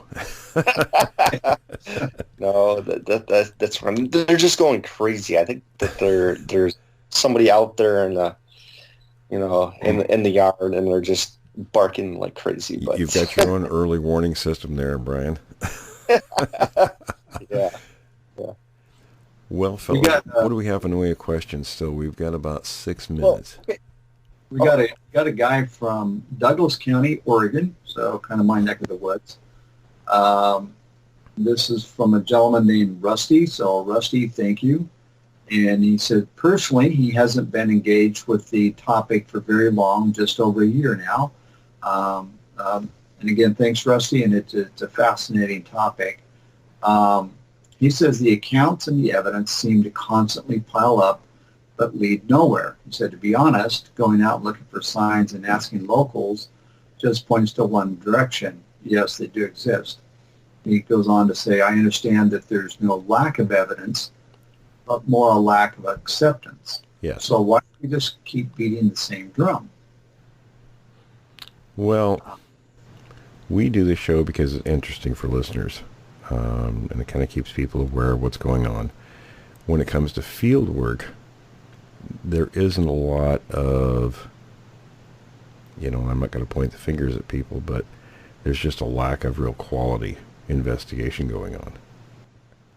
And we know who we're talking about. Well, that's true, but like I said, I don't point fingers at people, and it kind of it's circular. I mean, you get new people coming in all the time. They sort of exhaust themselves relatively quickly, and then vanish from the field. So, there just isn't. I don't like going into that topic too much because it's kind of futile, and I don't like bashing. So. We'll just sort of let it go from there. But there just isn't the quality out there. All right. And Rusty, again, thanks. Yeah, thanks, Rusty. We appreciate that. So Will, I know that we're kind of almost out of time, but just kind of like one final question. Sure. And we don't have to go into different names and everything, but just if you look at the hoaxers out there, a lot of the fake, the charlatans,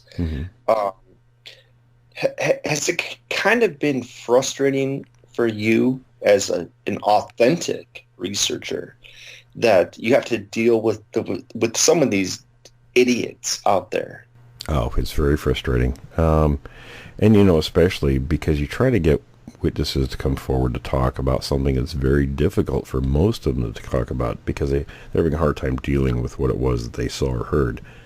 And then you get these people that perpetrate hoaxes, and then when it comes out that it was a hoax, because, you can't keep that stuff secret very long, then a lot of people who are on, the edge of talking about what it is they experienced, which is usually, number one, very valuable in terms of data collection, to move forward with the investigative work, but it's also very therapeutic for other people to hear witnesses talk about things they've experienced, because most often, because the behaviors repeat, and we hear this time and time and time again from witnesses who contact us and say, I listened to so-and-so's account, and it was almost exactly like what I experienced. And it helps them come to terms with what it is they experienced. So it's very helpful in that case. So we lose a lot of those because of hoaxing. At least that's my opinion. Right, because that's exactly what I think too, is that there are so many people that get lost and forget about the subject because they have been hoodwinked by a lot of these con artists, essentially. Yeah, and then also the people who, they pay money to go witness things or to be taken out someplace, which is nonsense. I mean, you get these people, that are selling the quote unquote the possibility of seeing a Bigfoot, and they never say, well, you're going to specifically for sure see one, but it could happen. And we hear about people charging anywhere from $500 up to $15,000 to be taken out by some self-proclaimed expert. And to be honest, I'd take people out for free. I wouldn't gonna charge anybody to take them out for something they may or may not see. And in most cases, they won't. Mm-hmm. So I think that's just, it's kind of disgusting, really, to charge people to do that when, if I had the means to do it, I'd just say, hey, come on, let's go take a look. I'll take you out when I'm going to go looking somewhere. Mm-hmm. Absolutely, yeah. Well, you're looking at some other issues too, I would think. If you're charging, now basically you've got an enterprise going, so you need to have... Uh-oh. Brian's got a Bigfoot approaching him. No, sorry. I'm going to try to turn the volume down. These crazy dogs, okay.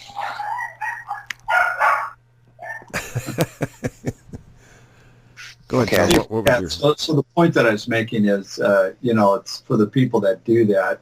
Not only is it, I think it's kind of disingenuous, and that's just my opinion, but also you've got, I would imagine, some liability issues with, you've got to buy insurance and all that kind of stuff. So it's much better to just, like with Will, if he's willing to take somebody along, just get out and Yeah, I mean, as and down the road here, as I'm able to, I'd be more than happy to take people along, if they want to go see an area or something. But I'm not set up for that just yet. So, if that happens down the road, I'll let people know, and we can do things like that. But charging people, no. I mean, we have the Podbean, situation where I put this show on there.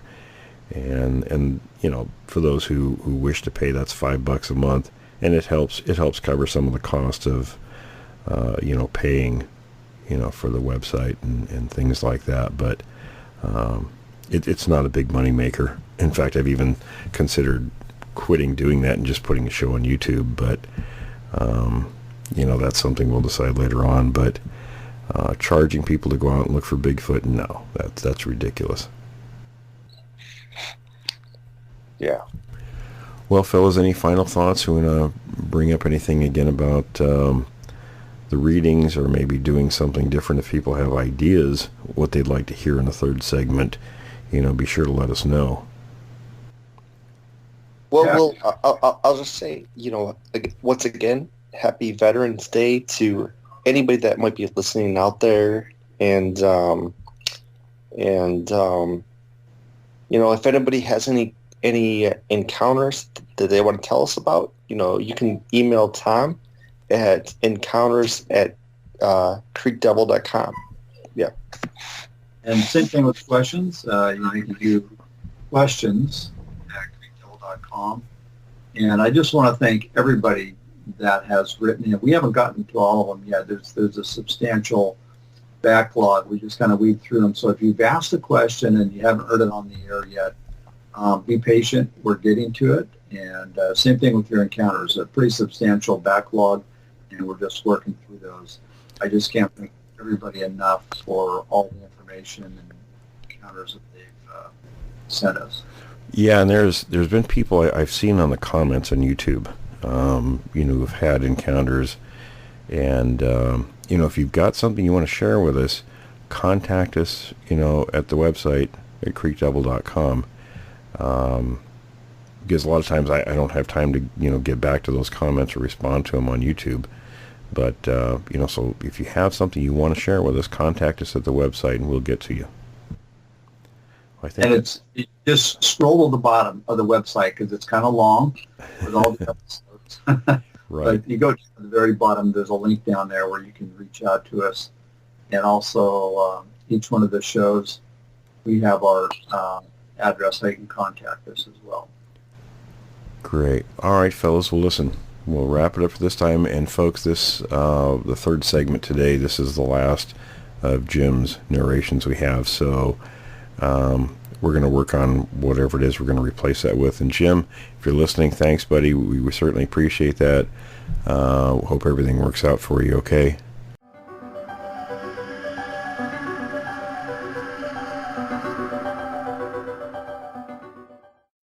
Welcome. This is a series of stories being brought to you by William Jevning and being narrated by Jim Sower. Story number 1, Australia. Bigfoot spotted in bush near Sydney, April 15, 2009. Australian News, April 2009.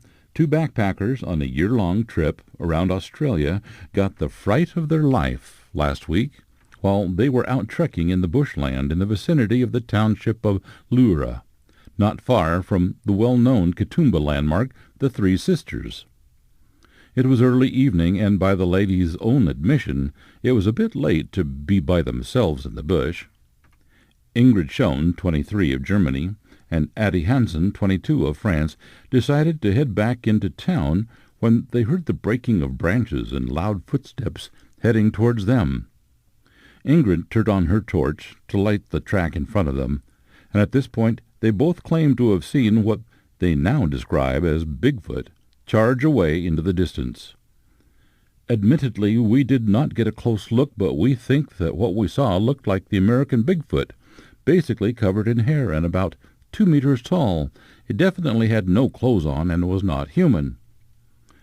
Ingrid told All News web reporter Jaden Cassidy, "We were petrified and almost lost our way back in our nervous state," Ingrid commented.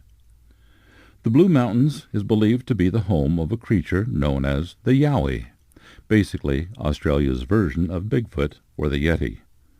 There have been many recent sightings there. Prior to the arrival of Europeans, local Aboriginal tribes were certain of its existence. Aboriginal communities still living in the Blue Mountains, along with some other locals, continue to believe that the Yowie might be out there in the vast expanses of Australia's Great Dividing Range. This is the end of the first story.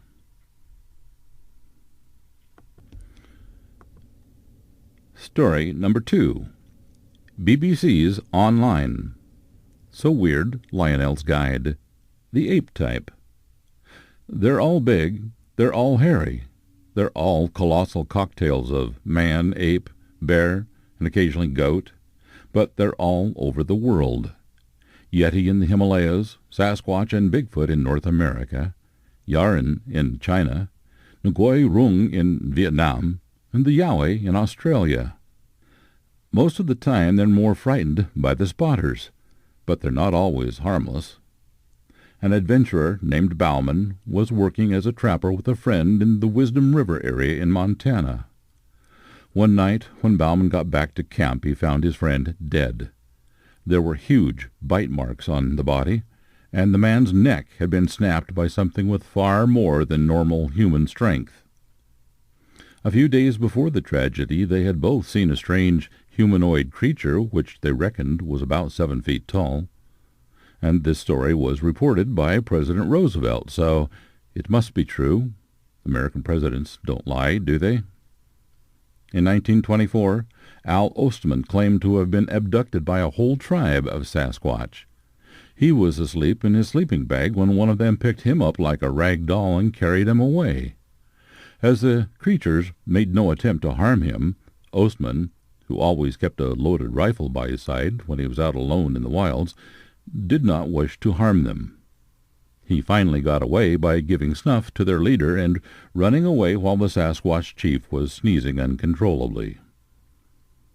Many disturbing reports of the Yeti, or abominable snowman, a close cousin to Sasquatch and Bigfoot, have come in over the years from the Himalayas.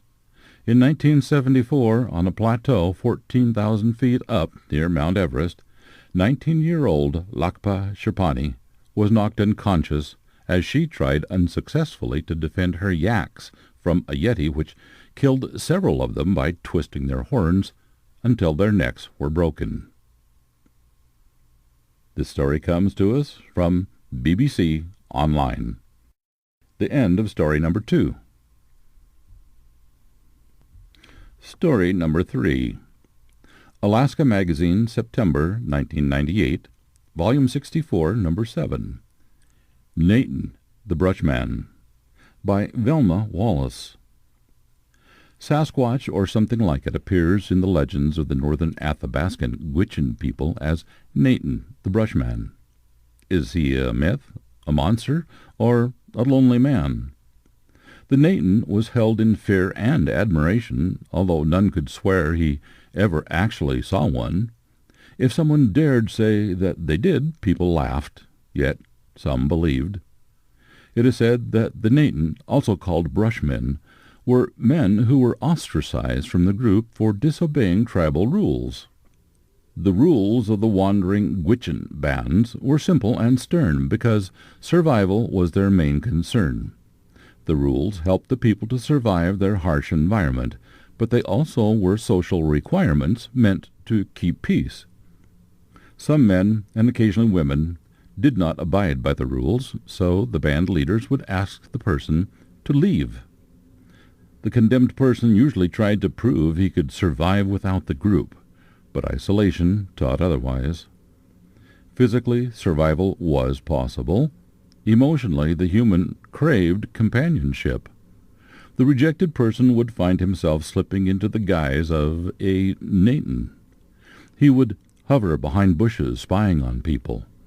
If he became lonely, he tried to kidnap a woman and sometimes succeeded.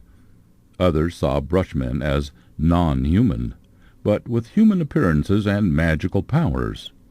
For instance, the Brushman possesses the ability to use mind power to lull you to sleep and then steal your loved one. Even after contact with Western culture, the Gwich'in people believe that the Brushman still exists. In the late 1800s, an infant was said to have been stolen by a Nathan and later returned. Although the Nathan was feared, he also was romanticized. As a teenager, my mother often wished that she were stolen by a Nathan. My husband told of a time when he hunted above the mountains in Chandler country, and large, dark, and dressed in skins, this thing appeared from the woods, and knelt down to drink water from a stream. Jeffrey called out to him, wanting to believe he was just another hunter. The startled man looked up and then ran away. Jeffrey told others, and they laughed, for what was the typical response to anyone who said that they saw a Nathan? Despite people's skepticism, not long ago a sensible couple traveling down the Porcupine River spotted a man walking alongside the beach. When he heard their motor, the man disappeared into the willows. The couple searched the area, but found only moccasin tracks. Later that fall, in Fort Yukon, meat and fish that hung on drying racks were missing. People said it couldn't have been dogs because there would have been tracks. And camp robbers, gray jays, blue jays, and stellar jays, always leave a mess. Again, even in modern times, the myth of the Brushman sends excitement through the heart of small Alaskan communities. Perhaps the spirits of those long ostracized and rebellious individuals still do roam the land, searching for food and companionship. Copyright Alaska Magazine, September 1998, Volume 64, Number 7. That is the end of story number 3. The Legend of Ohio's Orange-Eyed Creature, 1959. Old Orange Eyes was allegedly an 11-foot-tall, 1,000-pound Bigfoot creature that is said to live in central Ohio, on a lonely road called Lover's Lane, where it stalked teenagers. The Orange Eyes creature first gained notice on March 28, 1959, when 3 teenagers observed a huge, hairy, orange monster rise from a ground fog at Charles Mill Reservoir, near Mansfield. Then, 4 years later, the beast appeared again, and this time it was witnessed by several people. Scientists were not sure where this creature lived, but it is assumed that the beast might have lived in a tunnel in Cleveland's Riverside, where it lived in peace for more than 25 years. Then, suddenly, in the 1940s and 1960s, highway construction destroyed the tunnel that Orange Eyes was alleged to be living in, forcing the creature to live in a stretch of forest behind the Cleveland Zoo. Finally, a group of teenagers invaded the creature's habitat on April 22, 1968, and chased the creature armed with baseball bats, flashlights, and ropes, and went into the forest to try to capture and kill the creature, but they found no sign of the beast. June 1991, Old Orange Eyes appeared again, and this time the beast ran past two people fishing near Willis Creek, scaring the daylights out of them before disappearing.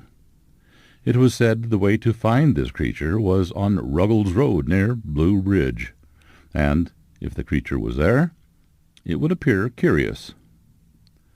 Witnesses of the orange-eyed creature say that there is no monster, just some crazy hermit or trademark feature by nailing two round orange bike reflectors to a stick, or teenagers using Christmas tree lights, flashlights, to frighten one another.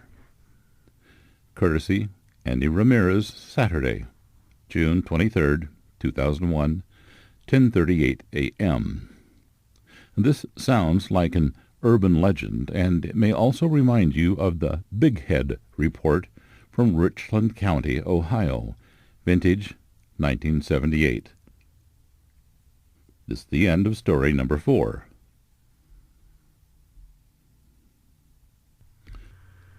Story number 5.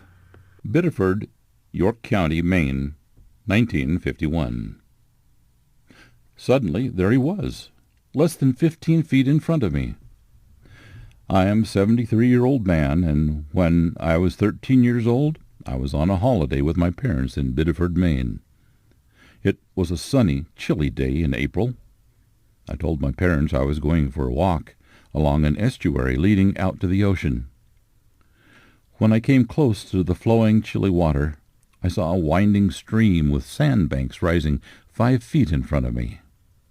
As I climbed up on one bank to look at the water a few feet in front of me, I saw a figure floating on his back, coming in with the tide. I'd say we spotted each other at about the same time, so I had just stepped up onto this dune from the land side. It was 4 or 5 steps, and I was on top of the dune, looked down at the water, and there he was, right in front of me. I can easily think about that moment, and again, I had no idea what I was looking at. I could see him so clearly, even his hairs as they swirled around his body. Now, mind you, at this time of my life, I had never heard of Yetis, Bigfoot, or never read about them. I never knew they existed in my 13 years of age. This figure had the shape of a man with grayish hair and a hairless, pinkish to reddish face with no hair on it. Although I had read about Bigfoot through those years, I never put the two together. I guess one reason was that this guy had grayish-white hair, and I guess I didn't really think he was a Bigfoot. This guy had no breasts that I could see. Only while reading about Bigfoot recently did I notice that occasional you'd see a whitish-gray one that would appear. So I got excited, and I had to write about it. The rest of his body had hair which moved as the water washed around him. He was on his back and floating in head first. He was no more than 12 to 15 feet from me. I didn't move one bit as I gazed at him. His arms were to his side, and he lay motionless, but the incoming water was moving him along this creek at about 4 miles an hour. His body was barely awash, meaning that he was floating on top of the water with about half an inch of water covering his body, except for his pinkish, reddish face, which floated out of the water. I'd say from the front of where his ears should be to the front of his face. His nose, eyes, and mouth were out of the water. His facial skin looked wrinkly. Not a lot, but he had mostly deep wrinkles on his face. Another thing about his face, the skin was bare, not even a whisker, no hair at all on his face. One more thing, the amount of his facial reddishness was like a sunburnt man. He showed no facial expression. only his eyes moved over to me, and that was a little scary to me, but I stood there and stared back at him. I don't think I shared any expression. About the hair, it was about 6 to 8 inches long and loosely floated around his body. It looked like it was the consistency or thickness of a golden retriever dog, not thick and matted like other Bigfoot reports that I've read. I did notice his knees, hairy, slightly bent up, and still just below the water. While I was watching him, I saw no effort to move his hands or arms. He easily drifted in without any body, arm, or hand movement that I noticed. I'll never forget how I felt during the brief time that I saw him. It was a deep soul connection that overcame me. I felt peaceful and calm during the whole time. I think I said this guy was about 12 feet from me, maybe even a little closer. I want to go back to where I saw him someday in hopes of connecting with him or his children. I thought it would be hard for me to walk down the little dune and follow him, and I don't think I would have, since the dune led into the water, and I thought I would have gotten wet. Besides, I was so startled I could only look at him. Having never heard of these creatures, I ran through my mind every creature I had ever seen, and this didn't exist in my vocabulary of known animals. I was always interested in animals. I never ever saw anything like this. As I was gazing at him, he looked up at me, and we had an eye-to-eye connection, which only lasted a few seconds. I can't say for sure, but I think his eyes were grayish-blue in color. He felt kindly to me, not startled, and I wasn't either. I will never forget this moment, and it's clear as a bell to me after 63 years. I ran home to my parents, who were in a house along the beach, and excitedly told them what I had seen. Well, they didn't pay much attention to me and thought I had seen a seal or a walrus or some other sea animal. I never thought much about it and kind of forgot it after many years. Later I began to hear and read about Bigfoot and never put what I saw together. The reason was that all reports I have read, these creatures were never grayish-white, and they weren't very tall. This guy was only about 6 feet in length, no more, but finally, about 10 years ago, I realized that this might have been a Yeti. What else could it be? I feel a deep connection to the Bigfoot, and my experience will always be with me. I keep my sighting almost to myself, but though what I saw might help in some small way, tell others to help understand what's going on. You may publish this and use as you wish. You may use my first name, but please keep my contact information private. BJ, from Maine. Sunday, March 13th, 2011. That's the end of story number 4. Thank you for listening. Thanks for listening to this episode of Creek Devil. If you or anyone you know has had an encounter with these creatures, please contact us at williamjevning@yahoo.com. That's William, Jevning, @yahoo.com. All communication is confidential. Join us for another program next week. And until then, keep your eyes open out there.